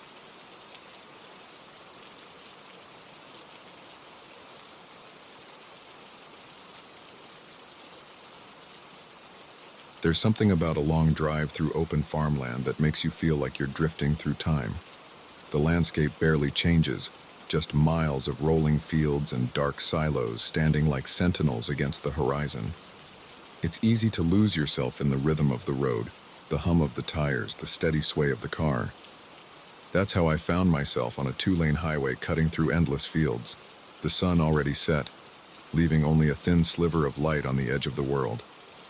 I'd left the last town behind hours ago, and my only company had been the occasional abandoned barn, crumbling at the edges of fields that seemed to stretch out forever. The road was empty, no headlights behind me or up ahead. I kept the radio on low, listening to static-filled stations fade in and out, hoping they'd keep me awake. But when I caught sight of a sign pointing to a smaller country road, my curiosity got the better of me. The sign read, Willow Lane. The letters faded and peeling, like it hadn't been touched in years. I figured it might cut a few minutes off my trip, and besides, I was getting tired of the straight line of the highway. So I turned onto Willow Lane, my car bouncing over the rough pavement as I left the main road behind. The trees pressed in closer on either side, and soon, the fields gave way to a dense forest that swallowed up the last of the daylight. I flicked on my high beams, the light cutting a narrow path through the darkness, and kept my eyes peeled for any sudden turns or bumps. But the road was empty, winding through the woods like a snake, the only sound the occasional rustle of wind through the trees. About 15 minutes in, I spotted something strange up ahead. 2 tall, weathered pillars standing on either side of the road, like the entrance to some old estate. Ivy crept up their sides, and a wrought iron arch connected them, with the words, Willow Estate, barely visible through the rust. A gate blocked the driveway beyond, but it hung open, sagging like it hadn't been closed in years. I slowed down, glancing down the driveway. It was lined with overgrown bushes and tangled weeds, disappearing into the darkness beyond the reach of my headlights. I thought about turning back, but something about the place pulled at me, a strange curiosity that gnawed at the edges of my mind. I told myself I'd just take a quick look, see what was down there, and then I'd head back to the highway. So I turned the wheel, guiding the car onto the gravel driveway, the sound of the stones crunching under the tires loud in the quiet night. The trees grew thicker as I drove, their branches arching overhead, blocking out even the faint glow of the sky. I followed the driveway for what felt like a mile, the road twisting and turning through the woods until it finally opened up into a clearing. And there, standing at the center, was a house, tall and narrow, its windows dark, its roof sagging. The moon slipped out from behind the clouds just long enough to cast a pale light over it, revealing peeling paint and a porch that looked like it might collapse at any moment. I parked the car, leaving the engine running, the headlights casting long shadows across the clearing. As I sat there, staring at the house, I tried to shake off the sense that I wasn't supposed to be here, that I'd stumbled into a place that didn't want to be found. But my curiosity won out, and before I knew it, I was stepping out of the car, the night air cold against my skin. The ground was soft with moss and dead leaves, muffling my footsteps as I approached the house. I climbed the porch steps, each one creaking under my weight, and reached out to touch the front door. The wood was cool and rough, the paint flaking under my fingers, and when I pushed, it swung open with a low groan. Inside, the air was stale, filled with the scent of dust and wood rot. I shined my flashlight around, revealing old furniture covered in sheets, like the place had been abandoned in a hurry. A chandelier hung from the ceiling, its crystals covered in a thick layer of grime, and a grandfather clock stood against one wall, its face cracked, the hands frozen in place. I took a few steps inside, the floorboards creaking beneath me, and called out, "Hello? Anyone here?" My voice echoed back to me, but no one answered. I felt like an intruder, but I couldn't shake the feeling that the house had been waiting for me, like it had drawn me here for a reason. I moved deeper into the hallway, my flashlight beam bouncing off the walls, revealing old portraits in gilded frames, their subjects staring down at me with expressions that seemed too lifelike. That's when I heard it, a soft rustling sound coming from somewhere upstairs. I froze, my heart skipping a beat, listening to the faint creak of floorboards. It could have been the wind or maybe an animal that had found its way inside, but the thought of someone else being here, in this forgotten place, made my skin crawl. "Hello?" I called out again, my voice weaker this time, the word catching in my throat. The house didn't answer, but the rustling stopped, replaced by a silence that felt too thick, too heavy. I thought about turning back, but something inside me urged me forward, a strange compulsion that pushed me to the base of the staircase. The steps were steep, their edges worn smooth, and as I climbed, the air grew colder, the shadows deeper. When I reached the top, I found myself in a long hallway, lined with closed doors that seemed to stretch on forever. One door at the far end was ajar, and a faint glow seeped out from the crack, casting a sliver of light across the floor. My mouth went dry as I approached, the floorboards creaking beneath my feet, the flashlight trembling in my grip. When I reached the door, I pushed it open with one finger, my breath catching in my throat. Inside, the room was empty except for a small table in the center, covered with a thick layer of dust. And on the table, bathed in that strange glow, sat an old music box, its lid open, a delicate figurine twirling slowly in the dim light. The melody that drifted from it was hauntingly beautiful, a tune that seemed both familiar and impossibly old, like something I'd heard in a dream. I stepped closer, my fingers brushing the edge of the table, and the music seemed to swell, filling the room with its lilting notes. For a moment I felt a sense of calm, like everything outside the house had melted away, like time itself had stopped. But then, as I leaned in to get a better look at the figurine, the music box suddenly clicked to a halt, the melody cutting off with a jarring note. And that's when I saw it, reflected in the dusty glass of the music box's lid.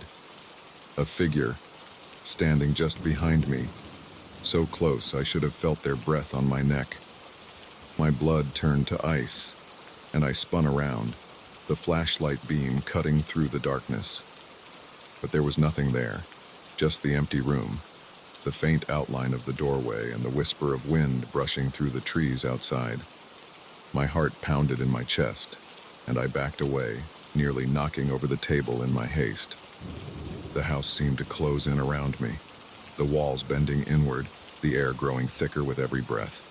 I bolted down the stairs, my footsteps echoing through the halls, and threw myself out the front door, stumbling across the porch and back to my car. I didn't bother looking back as I threw the car into reverse, spinning the tires on the gravel as I tore out of the driveway. The road twisted and turned as I sped away from that place, the headlights barely cutting through the fog that had settled over the woods. When I finally reached the highway, the sense of dread began to fade, replaced by a dull, aching exhaustion. I drove through the night, not stopping until I saw the lights of a distant town. I've tried to forget that house, tried to convince myself it was just my mind playing tricks on me. But sometimes when I'm alone at night, I think I hear that melody again, drifting through the silence like a distant memory.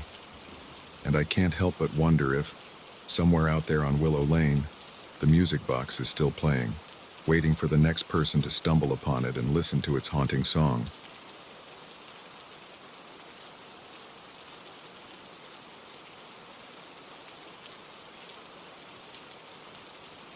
I've always loved the thrill of camping alone.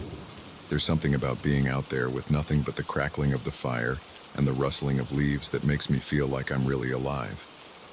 But that last trip, the one to a remote spot deep in the national forest, left me with a different feeling entirely, one I haven't been able to shake since. It wasn't fear exactly. It was more like the sense that I'd seen something I wasn't supposed to, that I'd stumbled into a place that had been waiting for me. It was supposed to be a quick, 2-night trip.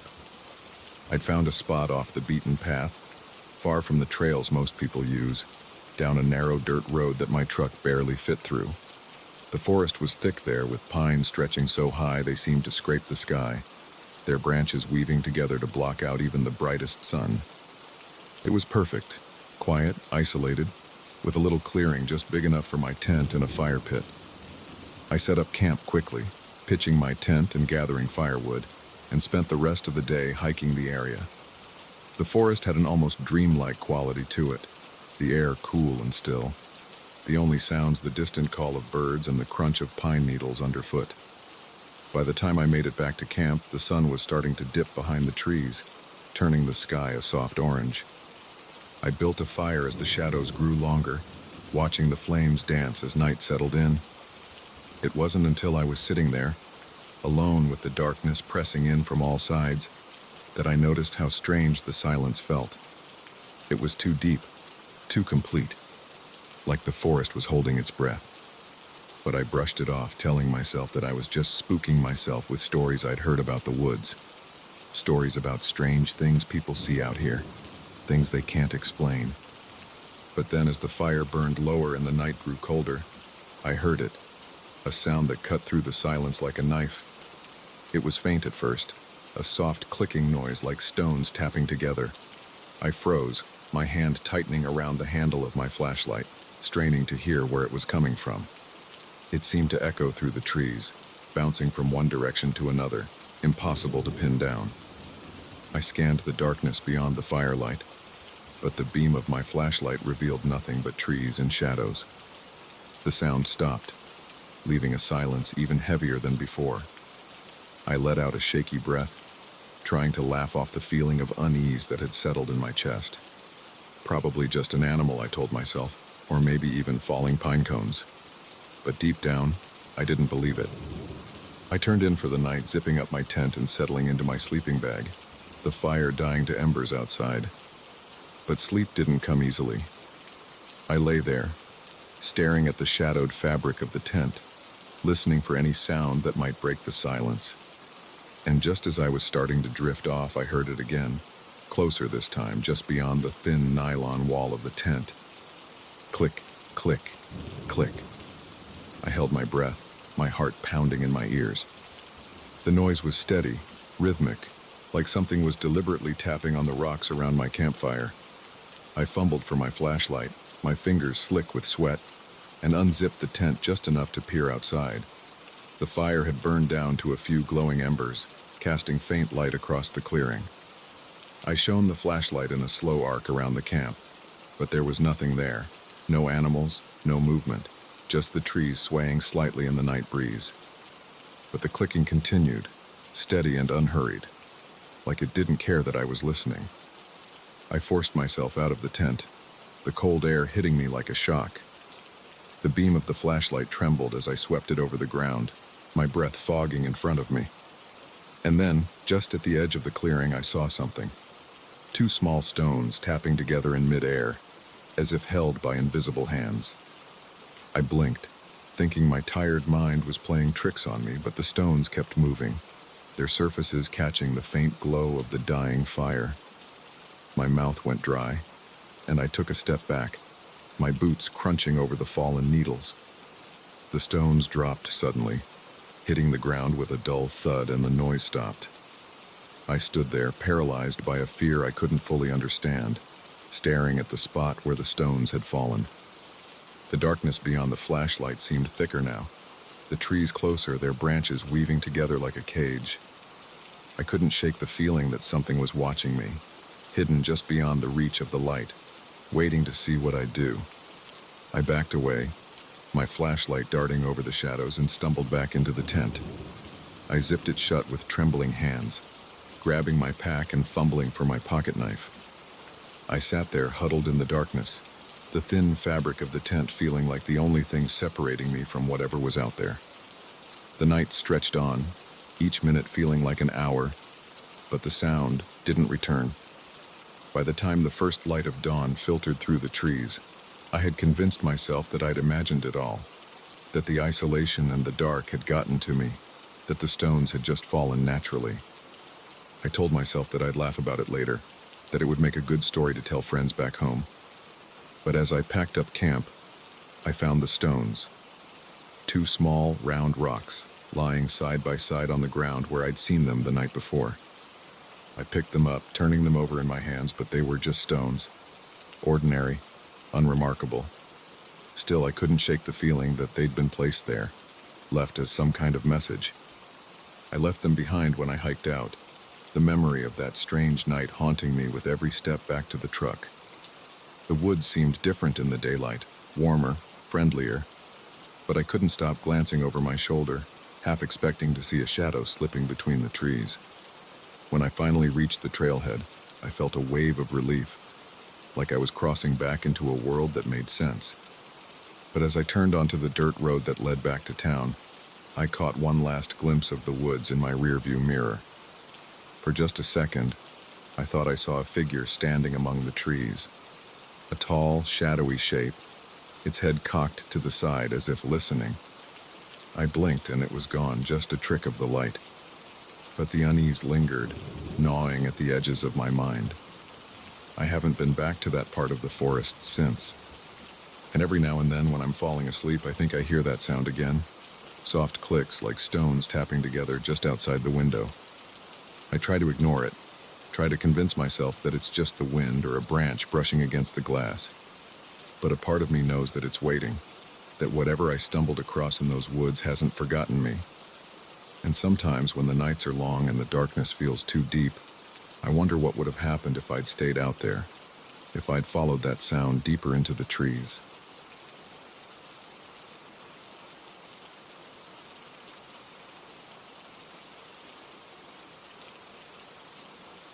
There's a strange kind of stillness that takes over in the dead of night on a long-haul drive. It's not just the empty roads or the dark stretches of highway, but something deeper, like the whole world has paused, leaving you suspended in that space between reality and whatever waits beyond it. I'd gotten used to those quiet hours, driving my truck through back roads that twisted through endless fields and forest. But one night, somewhere in the middle of nowhere, that stillness became something else, something that I still can't fully explain. It had been a routine trip at first. I'd picked up a load in one town and was heading across state lines to make a delivery. I preferred driving at night. Fewer cars, fewer distractions, just the hum of the engine and the stretch of road ahead. The route took me through a part of the country I'd never driven before, winding through a patchwork of old farmland and woods that felt like they belonged to another era. My GPS had cut out about an hour back, but I wasn't too worried. The road signs were clear enough, and I figured I'd be back on track soon enough. But then the fog rolled in.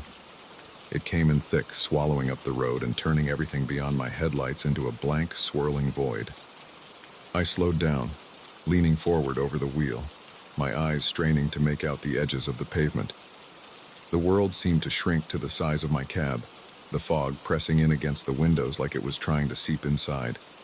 The silence grew deeper, the sound of the engine suddenly too loud, too harsh against the softness outside. And then I saw the figure.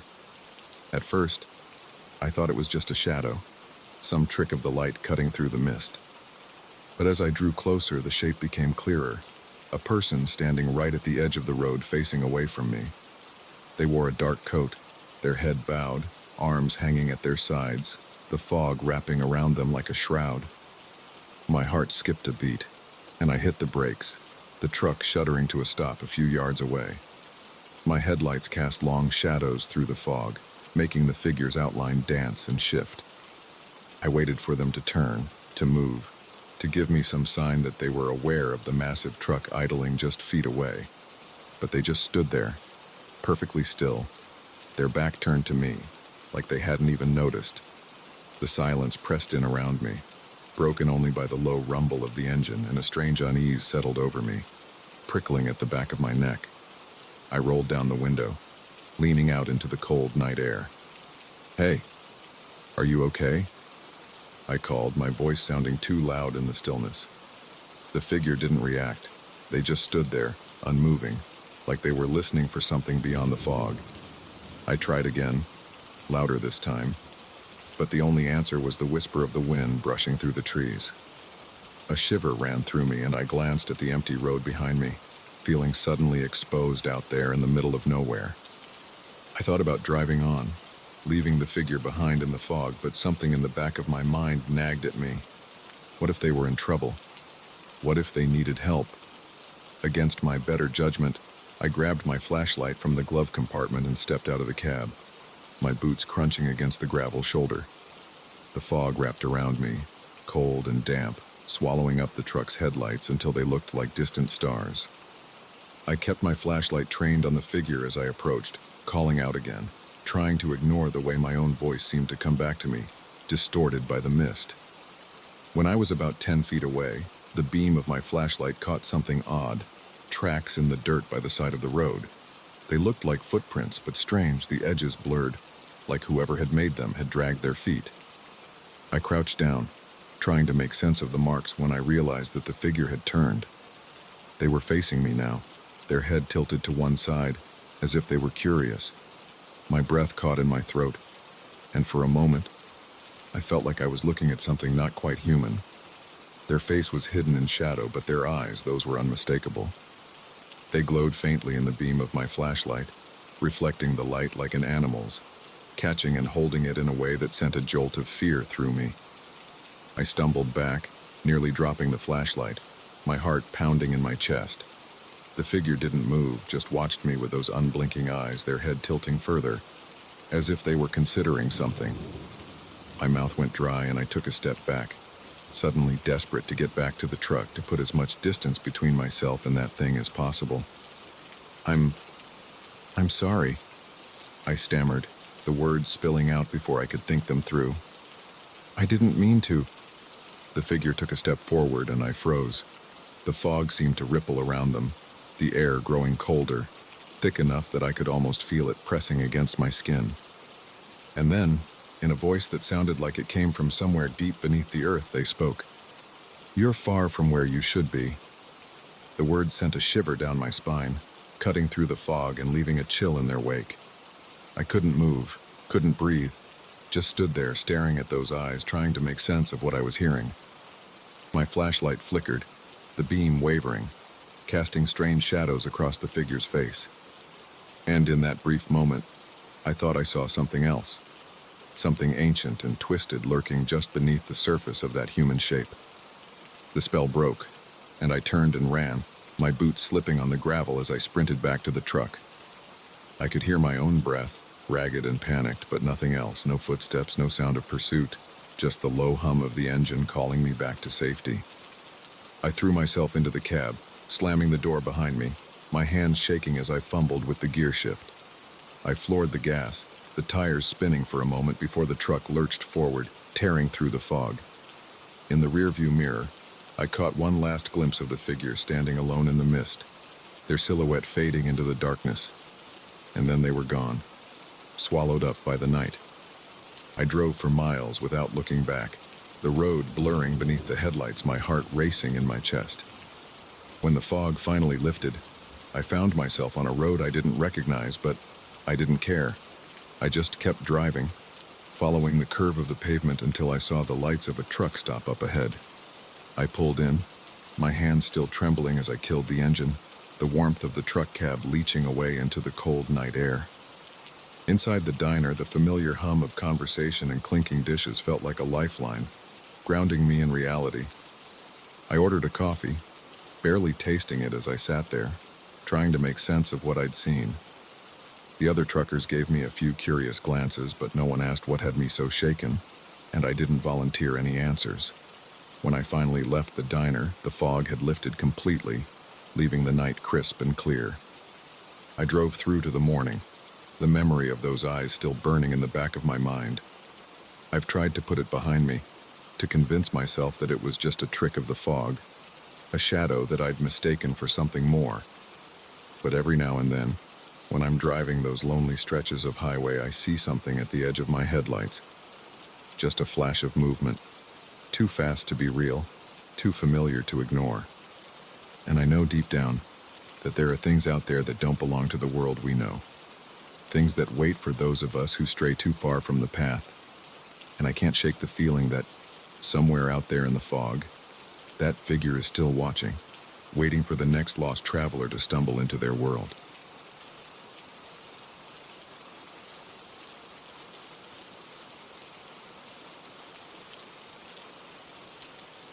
I've always found rest stops to be a little eerie, especially the ones you find on long stretches of highway late at night. They're too quiet, too empty, like a place stuck between worlds where people pass through but never stay. Most of the time, I barely pay attention to them, just use the restroom, grab a quick snack, and get back on the road. But one night, somewhere in the middle of nowhere, I stopped at a rest area that wasn't on my map. And what I found there is something I haven't been able to forget. It was after midnight and I'd been driving for hours. The highway was empty, my headlights the only thing cutting through the darkness. My eyes were starting to feel heavy, and I knew I needed to pull over before I drifted off behind the wheel. So when I saw a sign for a rest area up ahead, I decided it would be a good place to stretch my legs and get some air. The sign looked old. The reflective paint faded, but I didn't think much of it. I took the exit, my tires crunching over gravel as I pulled into a lot that was nearly empty, save for an old van parked under a flickering streetlight.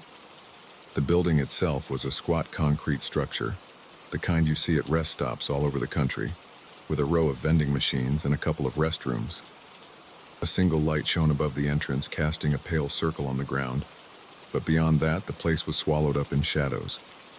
I stepped out of the car, the night air cool against my skin, and stretched, glancing around the lot. The van under the streetlight looked like it had been there for a while, its windows dark and dusty, but I couldn't see anyone inside. I shrugged it off and headed toward the restroom, my footsteps echoing strangely off the concrete walls. The restroom was clean but cold, the kind of sterile, tile-lined space that always smells faintly of disinfectant.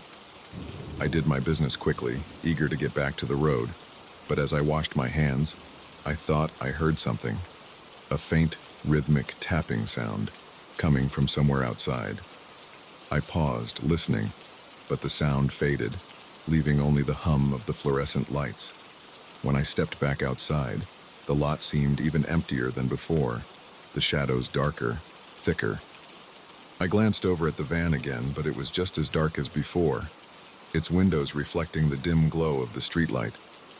I tried to shake off the unease that had settled in my chest, telling myself I was just tired, that my mind was playing tricks on me.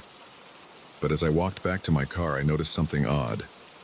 The vending machines, which had looked old but functional when I first arrived, now seemed wrong. The glass fronts were fogged up, and the labels on the snacks were faded, almost unreadable.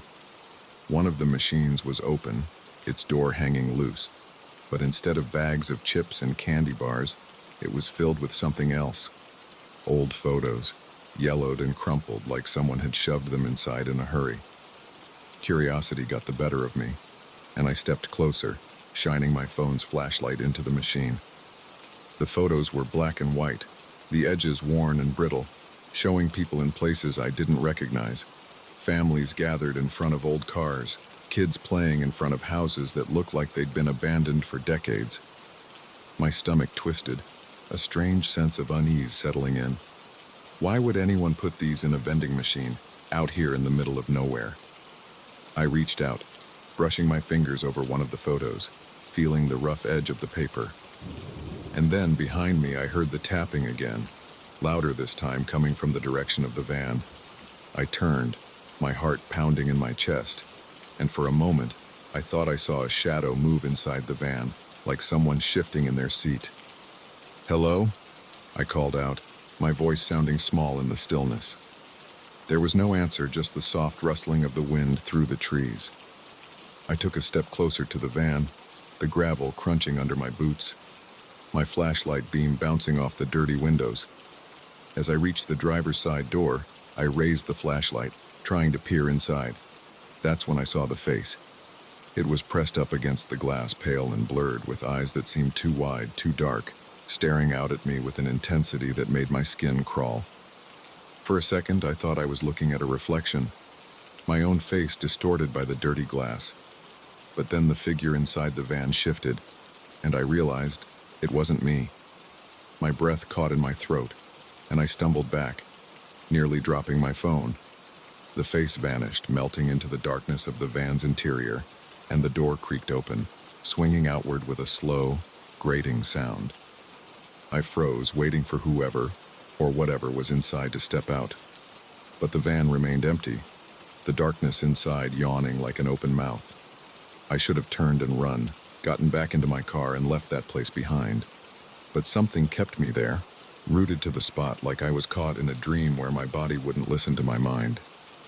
I took another step forward, my flashlight beam cutting through the van's interior, revealing dusty seats, old fast food wrappers, and something lying on the floor, more photos scattered across the dirty carpet.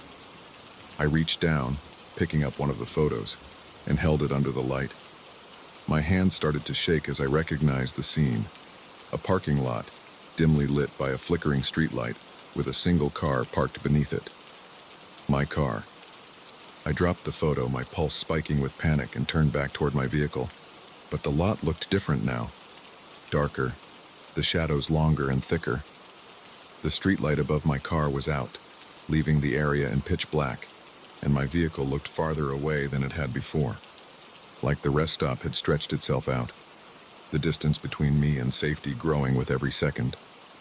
I forced myself to move, breaking into a stumbling run, the sound of my footsteps echoing too loud against the concrete. But as I reached the car, I realized I wasn't alone. A figure stood beside it, tall and thin, their face hidden beneath the brim of a hat, their hands resting on the roof of my car as if they'd been waiting for me. I stopped short, my breath fogging in the cold night air, my heart hammering in my chest. The figure turned slowly, their movements too smooth, too deliberate, and I caught a glimpse of a smile, a thin, crooked line that didn't reach their eyes. "You shouldn't have stopped here," they said, their voice barely more than a whisper, but it carried through the darkness, slipping under my skin like ice. I couldn't move, couldn't speak, just stood there, my flashlight flickering in my hand. The figure took a step closer, and I could see the photos clutched in their hands, my face staring back at me from each one, taken from angles that shouldn't have been possible. Something snapped inside me, and I lunged for the car door, wrenching it open and throwing myself inside. The figure's hand brushed against my shoulder as I slammed the door shut, a touch that felt cold and weightless, like the brush of a shadow. I twisted the key in the ignition, the engine roaring to life, and peeled out of the lot, gravel spraying up behind me. As I sped back onto the highway, I glanced in the rearview mirror, half expecting to see the figure standing in the middle of the road, but the rest stop was gone. The building, the van, even the lot itself. It had all vanished, leaving only the empty stretch of highway and the darkness beyond. I didn't stop driving until I saw the lights of a distant town, the gas gauge dipping low. I pulled into a brightly lit station, stumbling out of the car with my hands still shaking. Inside, the clerk gave me a strange look when I asked about the rest stop, but he just shook his head.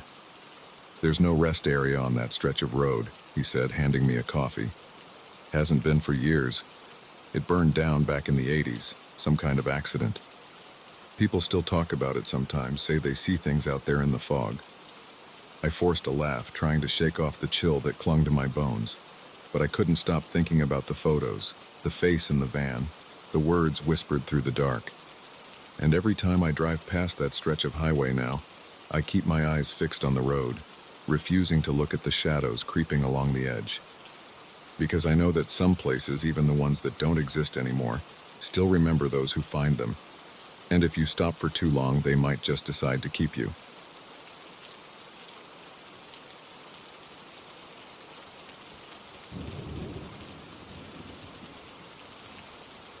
There's a certain kind of loneliness that comes with road trips. Those moments when you realize it's just you, the open road, and miles of emptiness. I've always liked that feeling, that sense of freedom. But one night, somewhere on a stretch of highway that seemed to go on forever, I found out what real isolation feels like. And it's not as romantic as I once thought. It was around 3 in the morning when I realized I hadn't seen another car for over an hour. The highway stretched out ahead of me, a narrow ribbon of asphalt cutting through endless fields of tall grass swaying in the wind. My headlights carved out a small circle of clarity, but beyond that, everything dissolved into shadows. The radio had lost signal ages ago, leaving me with nothing but the hum of the engine and the occasional rattle from the trunk. I was starting to feel that heavy drowsiness settle in, the kind that makes your eyes burn and your head bob with every passing mile. When I spotted a sign for a rest stop up ahead, I figured it was as good a place as any to pull over and close my eyes for a few minutes. The sign was faded, the letters barely legible, but I thought I caught the name Echo Ridge, painted in peeling white. The rest area turned out to be a small gravel lot beside a cluster of oak trees, with a single picnic table under a rusted awning, and a row of vending machines that looked like they hadn't been restocked in years. A lamppost stood at the edge of the lot, its yellow light flickering like it was struggling to stay alive.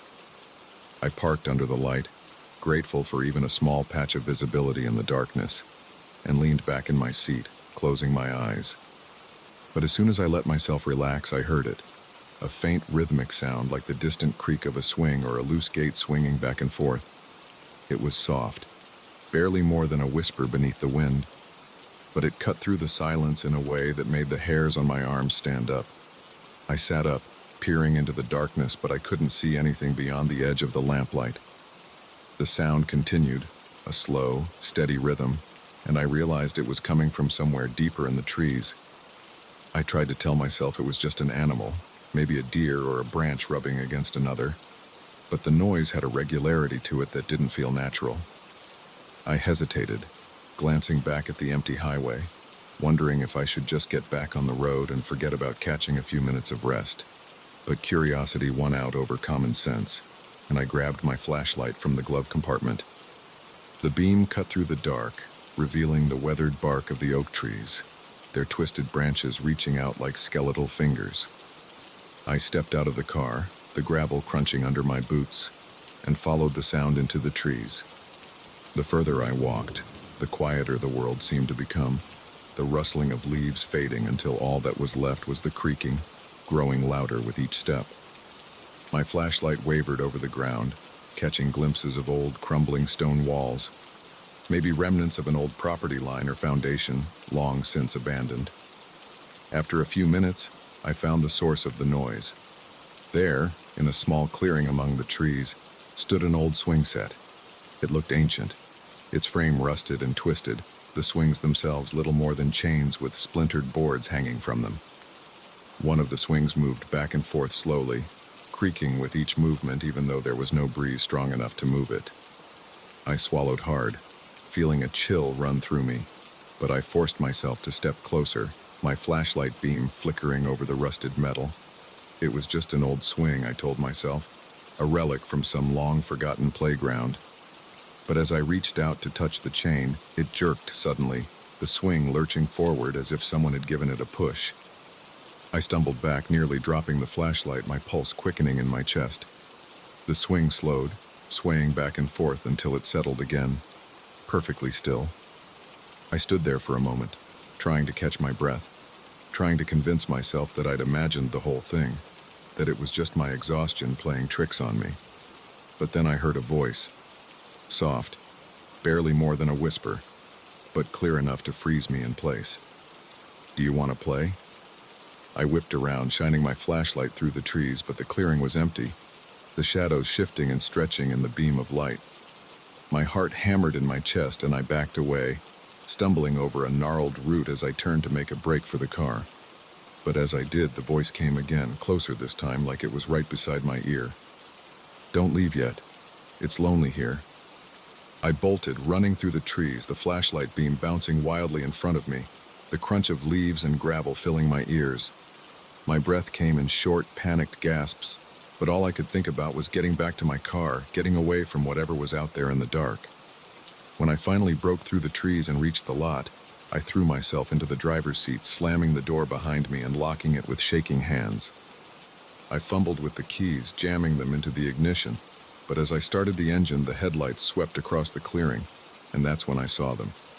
Figures, just beyond the edge of the lamplight, standing among the trees, their faces hidden in shadow. There were 3, maybe 4 of them, too still to be alive, their bodies silhouetted against the darkness like faded memories.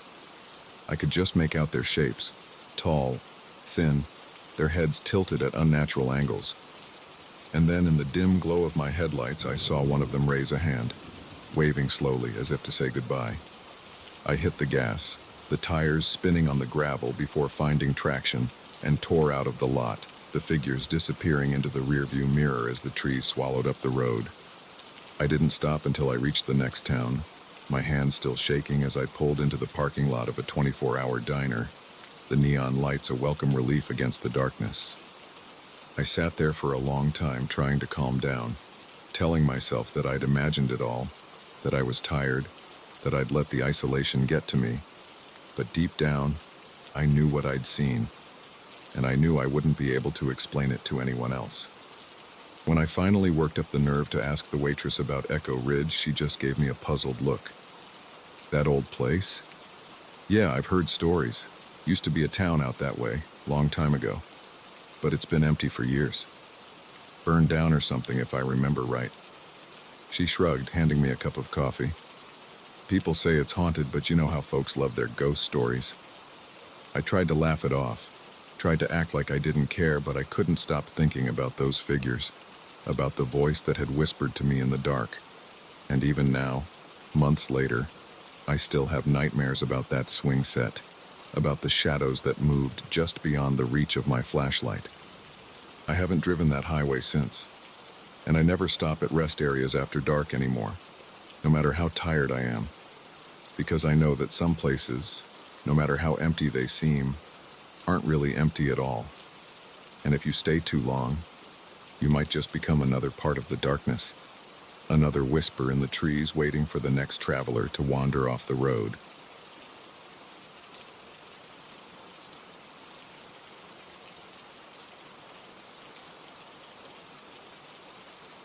There's a kind of quiet that you only find deep in the woods, miles from any town or road. It's not like the silence of an empty room or a sleeping city. This is a silence that feels alive, like the trees and the earth are listening, waiting for something. I used to love that feeling, the sense that I was completely cut off from everything else, just a small part of the forest. But after what happened on my last camping trip, that quiet fills me with a dread I can't quite shake. I'd been planning the trip for weeks, a solo camping weekend in a remote part of a national forest I'd never explored before.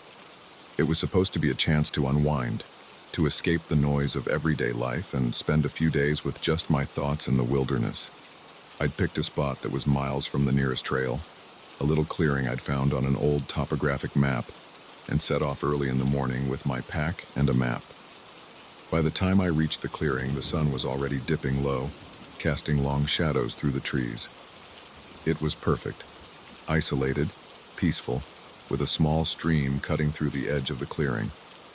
I set up my tent, built a fire, and sat down to watch the last light fade from the sky. The air was cool, carrying the earthy scent of pine and damp leaves, and I felt that familiar thrill of being out there, completely alone. As night settled in, the forest grew darker than I'd expected. The moon was hidden behind a blanket of clouds, leaving me with only the flickering glow of my campfire. I cooked a quick dinner over the flames, listening to the rustling of leaves and the occasional hoot of an owl. But after a while, I noticed something odd. The usual sounds of the forest had gone quiet, like every living thing had decided to hold its breath. I brushed it off, convincing myself that I was just spooking myself out. I had a good book with me, so I tried to focus on that, letting the fire crackle in the background. But the quiet gnawed at me, and I kept glancing up from the pages, half expecting to see something lurking beyond the edge of the firelight. It was around midnight when I finally decided to turn in. I doused the fire, watching the embers hiss and glow as the darkness closed in around me. My tent was small but cozy, and I zipped myself inside, trying to ignore the uneasy feeling that had settled in my chest. I told myself that I'd wake up in the morning to the sound of birds and sunlight filtering through the trees, that everything would feel different in the light of day. But just as I was drifting off, I heard it. A faint sound somewhere outside the tent. It was a soft, rhythmic scraping, like something being dragged over the forest floor. I froze, holding my breath, straining to hear over the thudding of my own heartbeat. The sound was so quiet, so subtle, that I couldn't tell where it was coming from. But it was there, just beyond the thin fabric of the tent. I reached for my flashlight, my fingers trembling as I switched it on. The beam cut through the darkness inside the tent, casting sharp shadows, but it didn't make me feel any safer. I took a deep breath and unzipped the tent door just enough to poke my head out, shining the light into the clearing. The beam swept over the trees, catching glimpses of tangled roots and damp leaves. But the clearing was empty. No sign of anything that could have made that noise. I scanned the area for a few more seconds, but when nothing moved, I forced myself to relax, telling myself it was just an animal passing through, maybe a deer or a raccoon. I zipped the tent back up, but I couldn't shake the feeling that I wasn't as alone as I'd thought. I lay there for what felt like hours, listening to the silence, waiting for the sound to come back. But eventually, my exhaustion won out, and I drifted into a fitful sleep. When I woke up, the inside of the tent was pitch black, the air cold and still. My watch read 3:17 a.m., and for a moment, I couldn't figure out what had woken me. Then I heard it again, the scraping sound, but louder this time, like it was right outside the tent. My mouth went dry, and I sat up, clutching the flashlight like a lifeline. I unzipped the tent as quietly as I could, the sound of the zipper too loud in the silence, and shone the light outside. The clearing looked different in the flashlight beam, darker, more distorted, the shadows twisting into shapes that made my skin crawl. And that's when I saw them, footprints in the dirt circling around my campsite. They were fresh, too fresh, each print deep and clear in the loose soil, like someone had walked around my tent while I slept. I shone the light around wildly, my pulse racing, but there was no one there, just the empty woods and the dark shapes of the trees. I backed into the tent, zipping it shut, my mind racing with possibilities. Maybe it was another camper, someone who'd wandered off the trail. But I knew that didn't make sense. There shouldn't have been anyone else out here, not this far from the nearest road. And if it was just some hiker, why hadn't they called out? Why had they just circled my tent in the dark? I sat there, gripping the flashlight, waiting for something to happen, for some sound that would tell me what was out there. But the forest stayed silent, the air thick and unmoving. Eventually, the first light of dawn crept through the trees, turning the world gray and ghostly, and I dared to unzip the tent and step outside. The footprints were still there, trailing off into the woods, their edges blurred by the morning mist. I followed them a few yards, my boots crunching over leaves, but they seemed to disappear as quickly as they'd appeared. fading into the undergrowth like they'd never been there at all. I packed up camp in record time, stuffing my gear into my pack with shaking hands. I didn't care that I hadn't had breakfast, that I'd planned to stay another night. I just wanted to get out of those woods, to put as much distance between myself and whatever had been out there. As I hiked back toward the road, I kept glancing over my shoulder, half expecting to see someone standing between the trees, watching me. But the forest remained empty, the morning sunlight filtering through the canopy, casting long shadows that seemed to stretch on forever. When I finally reached my truck, I threw my pack into the back and peeled out of there, the tires spitting up gravel as I sped down the dirt road. I didn't stop until I was miles away, the forest a distant blur in the rearview mirror. It's been months since that trip, but the memory of those footprints still haunts me. I've tried to tell myself that it was just an animal, that my mind was playing tricks on me in the dark. But deep down, I know what I saw. And I know that somewhere out there, in those woods, something was watching me that night. Something that didn't leave tracks like any animal I've ever seen. I haven't been back to that part of the forest since, and I've given up on solo camping too, even in places that feel safe. Because now I know that the quiet of the woods isn't always empty. And sometimes, if you're not careful, you might find out what's hiding in the silence.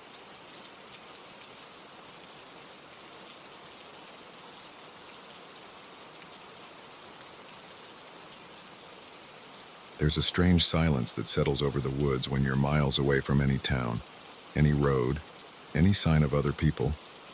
It's the kind of quiet that makes you hear things you'd normally ignore.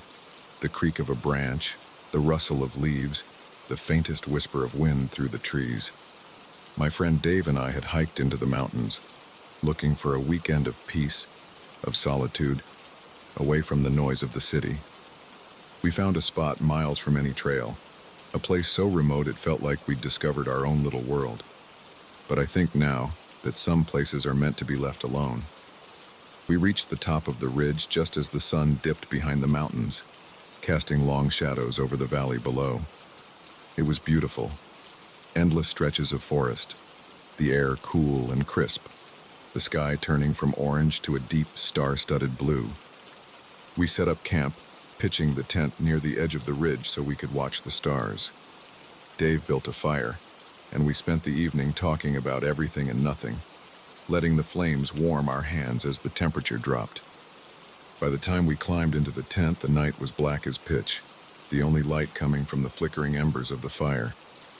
We left the tent flaps open, letting the cool air in. The silence felt different out there, sharper somehow, and it wasn't long before Dave's breathing evened out, slipping into sleep. But I lay awake, listening to the stillness pressing in, my thoughts wandering through the dark. It was then that I heard the first sound, a distant crunch of leaves like someone stepping through the underbrush. My heart skipped a beat, and I held my breath, straining to listen. But the sound didn't come again, and I told myself it was just an animal, a deer maybe, moving through the trees. I closed my eyes, willing myself to relax. But my mind kept replaying that noise, over and over. At some point I must have drifted off, because I woke to the sensation of being watched. My eyes snapped open and I stared out through the open tent flap, half expecting to see someone standing there in the dark. But there was nothing, just the dim glow of the dying fire casting shadows across the ground. I rolled over, trying to shake off the feeling, but then I heard it again. This time, much closer. A crunch, then another, slow and deliberate, like footsteps approaching the tent. I froze, my pulse quickening, and reached out to nudge Dave awake. He stirred, muttering something under his breath, but the noise outside continued. Soft, careful, moving in a slow circle around the tent. Dave sat up, rubbing his eyes, and I put a finger to my lips, pointing toward the flap. His expression shifted, turning serious as he realized I wasn't joking. We sat there in silence, listening as the footsteps circled the tent again, slow and steady. Dave reached for his flashlight, and with a nod he clicked it on, shining the beam out through the open flap. The light cut through the dark, illuminating the trees beyond the clearing, but we saw nothing. No sign of movement, no sign of anyone. Probably just an animal. Dave whispered, though I could hear the doubt in his voice. But I nodded anyway, not wanting to seem paranoid. We waited for a few minutes longer, but the noise had stopped and the woods were silent again. Eventually, we settled back down, though sleep didn't come easily. The next morning, we woke to find the fire burned out, the morning mist clinging to the trees. We laughed off the events of the night, convincing ourselves it was just a deer or a raccoon, something that had wandered too close to camp. But as we packed up our gear for a hike, I couldn't shake the feeling that something was watching us from the shadows. We spent the day exploring, hiking through valleys and up ridges, the mountains stretching out in every direction. But as the afternoon wore on, I began to notice things. Small, subtle signs that something wasn't right. Broken branches high up in the trees, as if something tall had passed through. Rocks arranged in strange patterns near the stream, like they'd been placed there deliberately. When I pointed them out to Dave, he just shrugged. Probably just some old trail markers, he said, or kids messing around. But deep down, I knew there was no way anyone else had been out here recently. This place was too remote, too untouched, and that creeping unease I'd felt last night had only grown stronger, turning into a weight that settled in my chest. We headed back to camp as the sun dipped lower, the shadows growing longer, swallowing up the path behind us. By the time we reached the ridge, the air had turned cold, and the forest around us was darkening fast.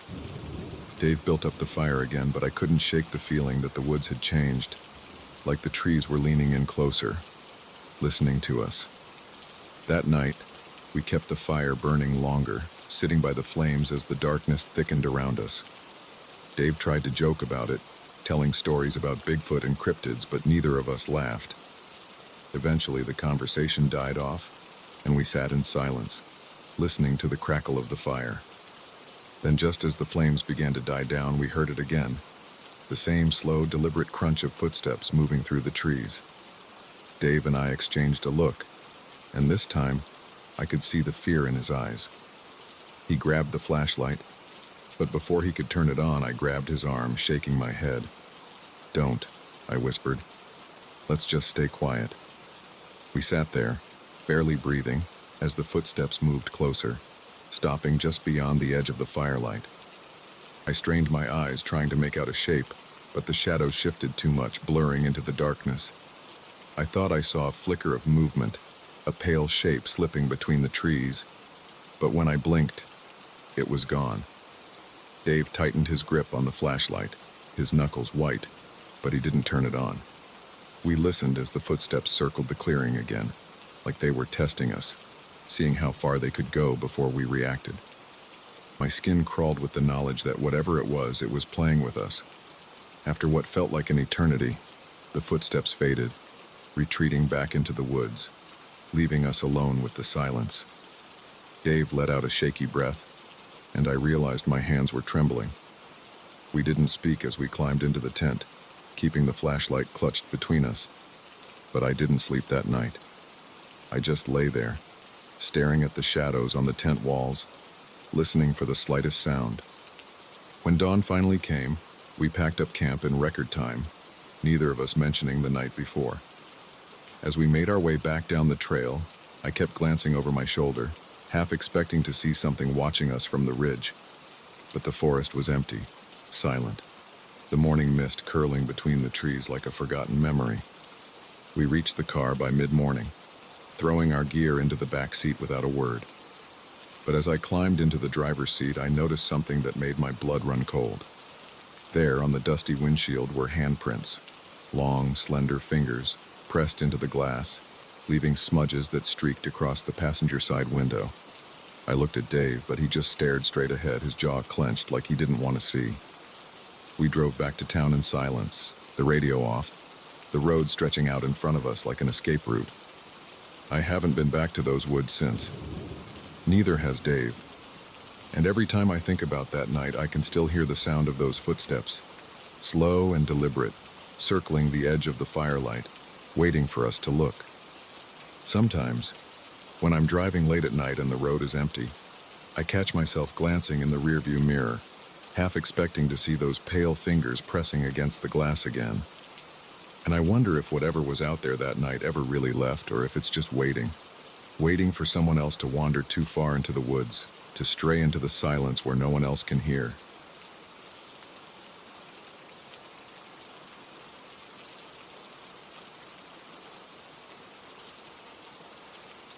You know that kind of night when it's just you and the road and maybe a couple of stars? The kind that makes you feel like you're the only person in the world? It was one of those nights. I'd been driving for hours down this long stretch of highway, empty fields on both sides, not a gas station or a diner for miles. It was close to midnight, maybe a bit later, but the air was still warm. Summer had that way of sticking around like it didn't want to go. I was wide awake though, just me, the hum of the engine and my headlights cutting through the dark. Just another night or so, I thought. I don't know exactly when I noticed it, maybe a few miles back. It was just a glance in the rearview mirror, just routine.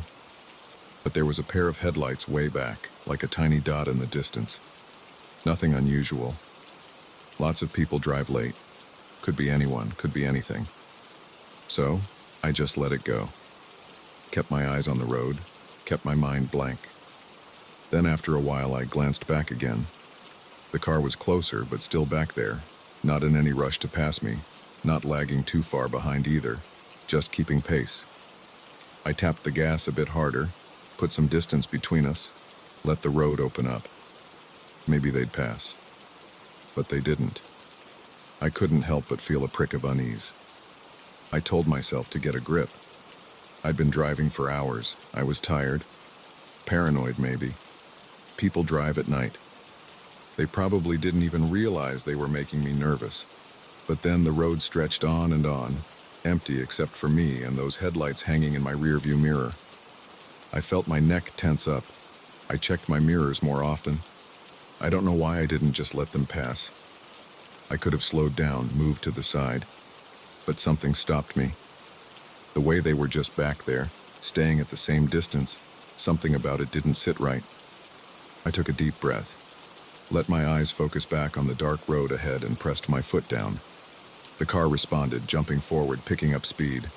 I felt the road bump under the tires, the engine's hum getting louder. I didn't look back for a while. I let my speed carry me, feeling the slight rush of going just over the limit, trying to shake off the anxiety. When I finally checked the mirror, I felt my chest tighten. Those headlights were still there, keeping pace, not falling behind, not getting closer. Just there. For a second I felt stupid. I'd let my mind get carried away. I told myself I was just tired, that it was just another driver. So I relaxed my grip on the wheel, leaned back a bit, tried to ignore the itch to look in the mirror again. The road went on, winding a little, lined by trees that seemed to swallow the light of my headlights. It was too quiet, and that just made me think about that car behind me. My stomach clenched. I didn't even realize my knuckles were white, gripping the wheel so tight. I took a deep breath and told myself I was going to pull over. Maybe I just needed a break. And if they passed me, all the better. There was an upcoming rest stop, just a small pull-off on the side of the road. I flicked my blinker on, started slowing down, feeling that little flutter in my stomach that you get when you're making a decision you're not sure about. I checked the mirror. The car behind me didn't speed up, didn't pass. Instead, it slowed down too, matching my pace, staying right there just behind me. My heart started hammering. I couldn't understand why they'd slow down too. It felt wrong. Every instinct I had told me to get out of there. So I hit the gas again, back on the road, faster this time. Maybe going too fast, but I didn't care. I kept glancing in the mirror, expecting those headlights to disappear, to be nothing but a story I'd laugh about later. But they were there, still following. They matched my speed, not too close, but close enough that I knew they weren't going anywhere. A trickle of sweat ran down my back, cold against my skin. My breathing was shallow, too fast, and I felt that horrible, crawling feeling that I wasn't alone, that whoever was behind me was watching, waiting. The road stretched out in front of me, long and empty. There was nowhere to turn off, nowhere to hide. It was just me and that car. I pressed my foot down harder, trying to ignore the feeling that my own car was straining under the speed. The road twisted up ahead, and I took the curve faster than I should have, tires squealing, barely gripping the asphalt. I felt my body lean with the car, a second of weightlessness before I straightened out. My eyes flicked to the mirror. Those headlights were still there, taking the curve like it was nothing. My heart pounded in my throat. It was like some bad dream where you can't run fast enough, where no matter what you do, the thing chasing you is just behind, always just behind. I didn't want to think about what would happen if I pulled over. I didn't want to know who was behind me. My stomach churned, a heavy pit forming there.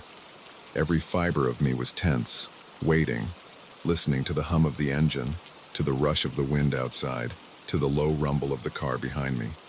I'd never felt so alone, so exposed, like there was nowhere to hide, nowhere to escape. Then, up ahead, I saw the faint glow of lights. A gas station, finally. It looked small, but it was something. I aimed for it, my foot on the brake, slowing down as I pulled in. The relief was immediate, like I'd finally outrun a nightmare. The lights cast long shadows over the concrete, a quiet little oasis in the dark.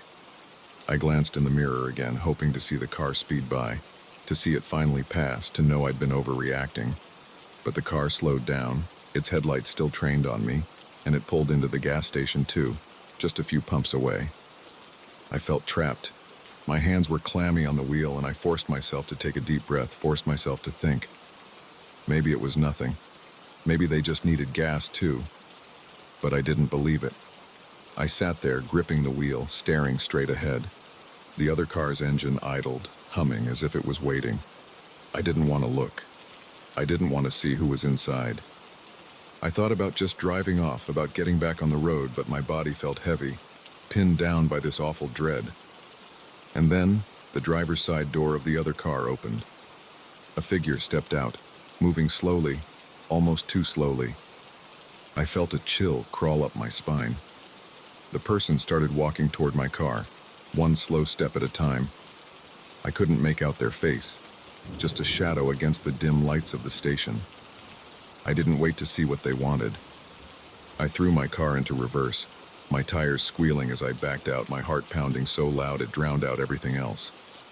I didn't care if I looked like a maniac, didn't care if anyone was watching.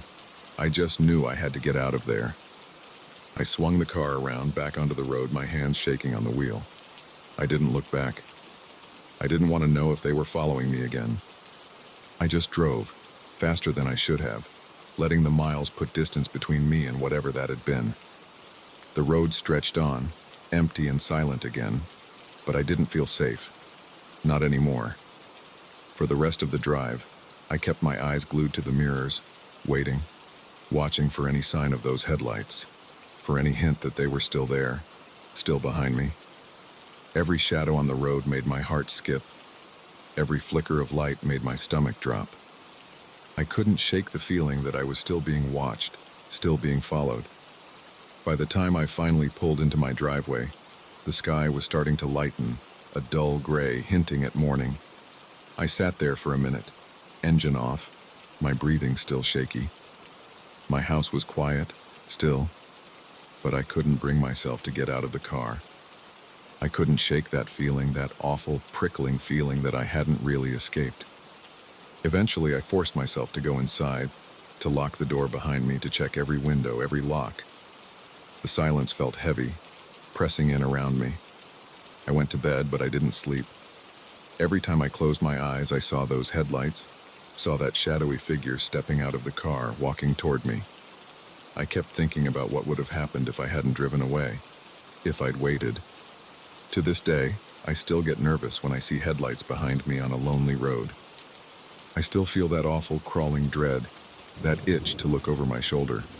I tell myself it was nothing, just my mind playing tricks, but some part of me knows it wasn't.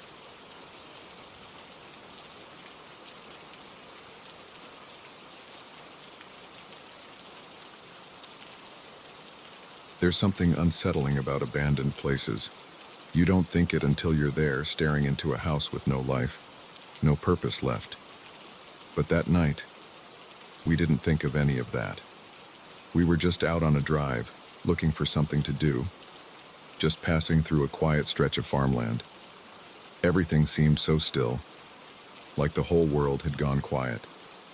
We'd been winding down these old, narrow roads, laughing, listening to music, just feeling the cool breeze. Then out of nowhere we spotted this farmhouse. Its silhouette was clear against the dark sky, this looming shadow just sitting there, alone and empty. The lights from the car lit up the front porch, and it looked strange. No signs, no boards. Just a dead, quiet house. The windows were like hollow eyes staring back at us, but we were curious. And that's usually when things go wrong, isn't it? I didn't even think twice when my friend Sarah said, "Let's check it out." The other two, Mike and Ben, seemed all in too. No one thought to question it. We pulled over onto a patch of overgrown grass by the side of the road, left the headlights on to see our way, and climbed out of the car. The air felt heavy, a kind of thickness that settled on you like everything was pressing down. "Come on, let's go," Mike said, leading the way. We moved toward the house, gravel crunching under our feet. Sarah was right behind him, her phone flashlight cutting through the dark, catching every little speck of dust that hung in the air. I don't know why, but I hung back a bit, watching them move up the porch steps. I could feel this odd prickling on the back of my neck. I shook it off. Just nerves, I told myself. Ben pulled open the front door. It creaked, like you'd expect, the sound sharp in the silence. Inside, everything was still. There was this faint smell, a mix of dust and rot and something else, something I couldn't quite place. We stepped in, the floorboards creaking under us. Dust floated around, thick and heavy in the air. I could barely see in front of me, just enough to make out the shapes of things. The outline of an old couch, a staircase winding up into the dark, some broken pieces of furniture. Mike shone his flashlight around, sweeping it across the room. "Look at this place," he muttered, a bit of awe in his voice. "It's like time just stopped." We wandered around, a little at a time, our footsteps echoing. The whole place was eerie, but in a way that felt like it was just old, like it had seen better days and been forgotten. That was until Sarah froze, her flashlight pointing at something on the floor near the staircase. "What is it?" I asked, coming up behind her. She didn't answer, just kept staring, so I leaned in to see. On the floor there was a footprint, just one, clean and perfect, as if someone had stepped in dust and then stopped right there. But the weird part? The dust around it hadn't been disturbed. It looked fresh. I could feel my stomach twist. "Maybe it's one of ours," Mike said, but his voice didn't sound sure. He sounded like he wanted to believe it, but didn't. Ben shrugged. "Probably just an old mark. This place is full of dust. Makes sense someone was here before." We moved on, but that uneasy feeling stayed. I couldn't shake it. We crept through the house, moving into what looked like a living room. The wallpaper was peeling, the furniture covered in a thick layer of grime. I brushed my hand against the edge of a table, and it came away coated in dust. The place felt wrong, but I kept my mouth shut. We'd come this far. No point backing out now. Then we heard it, a soft, faint rustling sound coming from upstairs. We all froze. I glanced at the others, my heart pounding. No one spoke. We just stood there, listening, straining our ears. The sound came again, a slow shuffle, like someone dragging their feet across the floor above us. "Maybe it's an animal," Mike whispered, his voice barely above a breath. Sarah shook her head, her eyes wide. "Too big," she mouthed. We should have left. That was our cue, right there. But instead, we all looked at each other and, without a word, started toward the stairs. I don't know what we thought we'd find. I guess we didn't think at all. The staircase was narrow, the steps creaking under our weight. I held my breath, feeling every nerve in my body on edge. We reached the top, and there was a hallway stretching out in front of us. Doors lined either side, some closed, some barely hanging on their hinges. The air was colder up here, and that smell was stronger, sharper. My skin prickled. We walked slowly, our footsteps careful, almost tiptoeing. Sarah's flashlight was shaky, casting odd shadows on the walls. We reached the first door on the left. It was slightly ajar, and as we got closer, I could see something on the other side. A flicker of movement, just a shadow. I stopped, my heart hammering. I glanced at the others. They'd seen it too. Mike swallowed hard. Let's just see. He pushed the door open, the old wood groaning. The room was empty, but the window was open, curtains fluttering softly in a breeze that I hadn't felt downstairs. The room was cold, so cold I could see my breath. My gut told me we weren't alone. Then, from down the hall, we heard a sound, a soft, rhythmic thumping, like someone tapping their fingers against a wall. It was steady, unhurried. I felt my skin crawl. "Let's go," I whispered, but no one moved. Instead, we started toward the sound, our steps slow and hesitant. The noise grew louder, more distinct, coming from a room at the end of the hall. My heart raced, each beat heavy in my chest. Every instinct told me to turn back, to get out, but my legs kept moving. We reached the door, and without a word, Mike pushed it open. The room was empty, just an old bed frame and a broken dresser. The window was boarded up, casting strange shadows across the walls. But there, in the corner, was a mirror. And in the mirror we saw it. A figure, faint and barely there, just a shadow. It stood still, staring back at us. I felt my breath catch, my body frozen. It didn't move, didn't react. It just watched us. I wanted to look away, but I couldn't. I was stuck, rooted to the spot, my eyes locked on that figure.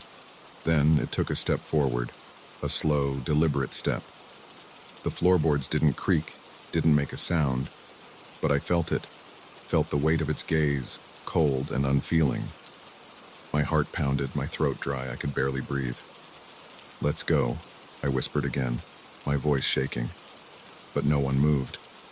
We were all trapped, caught in the gaze of that thing in the mirror. Then, just as suddenly as it had appeared, the figure vanished. The mirror was empty, just our reflection staring back at us, pale and wide-eyed. We didn't say a word. We didn't need to. We turned and left, moving quickly, our footsteps heavy and fast. We rushed down the stairs, back through the dusty rooms out onto the porch. The cool night air hit me like a slap, sharp and real. I sucked in a deep breath, my heart still racing. The car was right there, the headlights casting long shadows across the grass. We climbed in, slammed the doors, and sped off, not looking back. No one spoke. We just sat there, the silence thick and heavy, each of us lost in our own thoughts. My hands were shaking, my chest tight. I felt that figure's gaze, still watching even though we were miles away. To this day, I don't know what we saw, don't know what was in that house. But I know one thing. I'll never go back.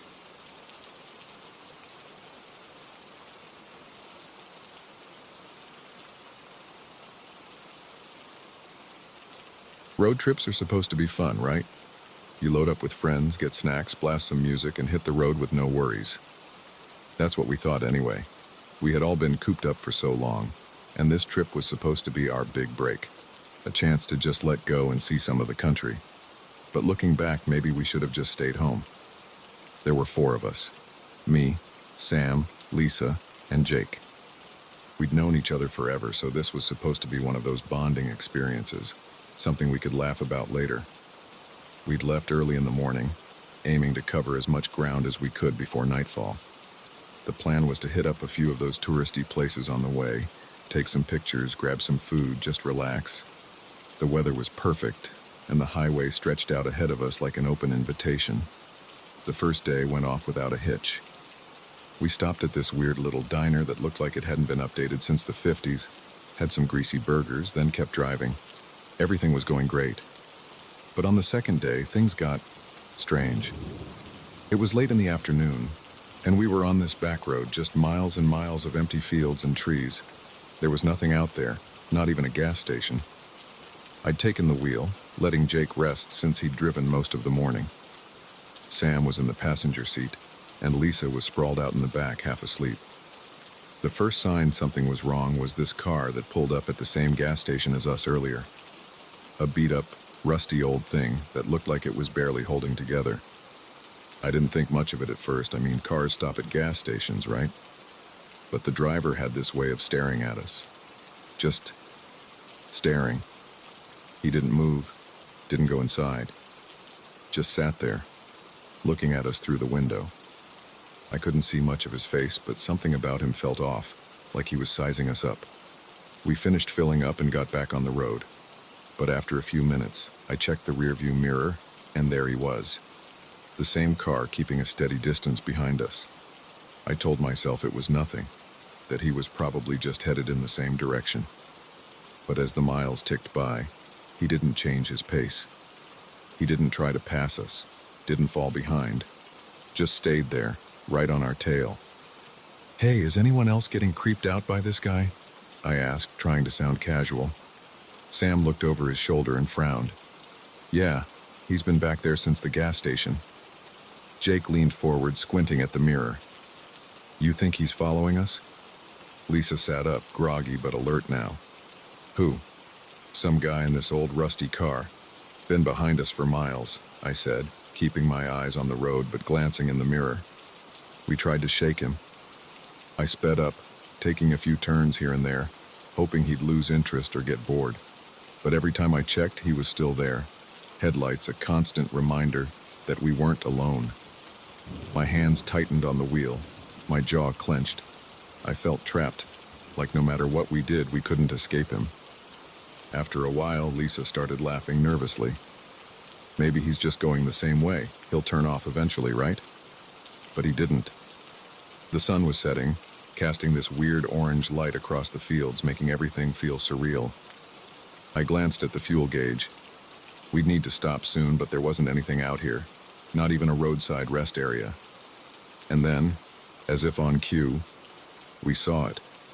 A tiny gas station up ahead, barely a blip on the horizon. Relief flooded through me. We could stop, maybe get some help if we needed it, or at least get away from this guy. I pulled in, the tires crunching on gravel, and we watched as he did the same. He parked a few pumps down, far enough that he wasn't right on top of us, but close enough to keep us in view. We all got out, stretching our legs, trying to act normal. I could feel my pulse racing, my body tense. I wanted to see his face, wanted to know what kind of person would just follow strangers like this. But he stayed in the car, barely moving, just watching us with that same unsettling stillness. Jake muttered, "All right, this is officially creepy." Sam nodded, glancing over his shoulder. "Should we, call someone? The police or something?" I shook my head, trying to keep a level head. "And say what? Some guy's following us?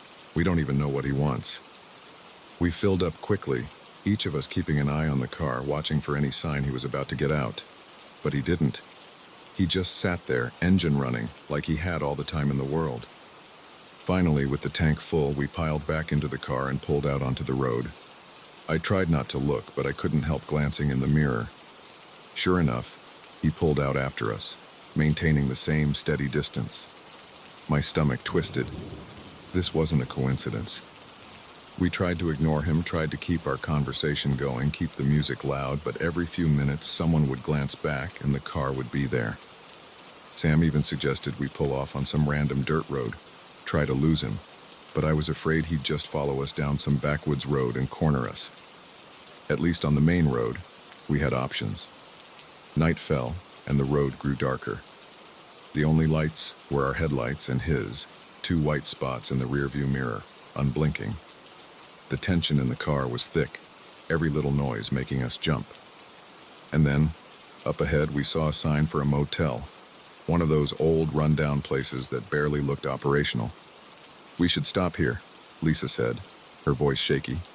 "Maybe he'll leave if he sees we're stopping for the night." Reluctantly, I agreed. We pulled into the motel parking lot, parking under a flickering streetlight. The car followed us in, parking at the far end of the lot, just sitting there, engine idling. We piled out of the car, all of us glancing over our shoulders, trying to act casual, but I could feel my heart pounding. The motel was as run down as it looked, but we didn't care. We just wanted to get away from the guy. The clerk didn't seem to notice anything strange, just took our cash, handed us the keys, and pointed us toward our room. We locked the door behind us, all of us sitting there in tense silence, waiting. For a while, it was quiet. We peeked out the window, watching as his car just sat there in the parking lot. I couldn't see him clearly, just the outline of his head, unmoving, staring straight ahead. My skin prickled. What did he want? Why was he doing this? Hours passed, and he didn't leave. Every time one of us dozed off, we'd wake up to check the window and he'd still be there. Headlights off, engine off, just sitting. By the time dawn broke, none of us had slept more than a few minutes. We were exhausted, frazzled, every nerve on edge. When we finally decided to leave, we were on high alert. We threw our bags in the car, casting nervous glances toward the other end of the lot, but the car was gone. A wave of relief washed over me.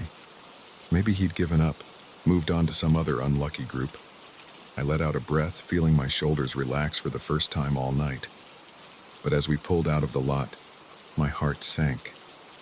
There, a few blocks down, was the car parked along the side of the road, waiting. He pulled out as soon as we drove by, falling into line behind us, as if nothing had changed. I felt a jolt of fear, cold and sharp. He wasn't going to leave us alone. We drove for miles, trying everything to lose him, speeding up, taking random turns, even doubling back at one point. But he stayed with us, never getting too close, just keeping that same steady distance. My hands were shaking on the wheel, my mouth dry. I didn't know what to do. Finally, we hit a stretch of road with other cars, a few semi-trucks, some early morning commuters. I tried to blend in, keeping my speed normal, hoping he'd lose track of us. For a few minutes, I thought it worked. I glanced in the mirror and his car wasn't there. Relief flooded through me. We were safe. But just as quickly, the relief vanished. There he was again, slipping into line behind us like he'd been waiting for the right moment. My skin crawled. This wasn't random. This was planned. We kept driving, pushing through our exhaustion, eyes glued to the road, every turn feeling like a dead end. Hours passed, the road stretched on, and still he followed, his headlights a constant, unyielding presence in the mirror. None of us spoke. We didn't need to. We were all thinking the same thing. How are we going to get out of this? By the time we finally reached a town, we were all on the edge of panic. I pulled into a crowded parking lot, hoping that with so many people around, he'd finally back off. We watched as he parked on the other side, still watching. But this time, he didn't stay in the car. He got out. I don't remember what he looked like, don't remember his face. All I remember is the way he walked, slow, deliberate, like he knew we couldn't go anywhere. We locked the doors, my heart hammering, my hands shaking, but he didn't come over to us. He just stood there watching, his eyes unblinking, a faint smile on his lips. And then, as if he'd made his point, he turned and walked away, disappearing into the crowd. We sat there for what felt like hours, too afraid to move, too afraid to breathe. When we finally got back on the road, every car behind us felt like a threat, every shadow a reminder of him. We never saw him again, but I still think about him sometimes, that silent, watching figure. I don't know what he wanted, don't know why he followed us. All I know is that feeling, that awful, gut-wrenching feeling of being hunted, of knowing that no matter where you go, someone's there, watching, waiting.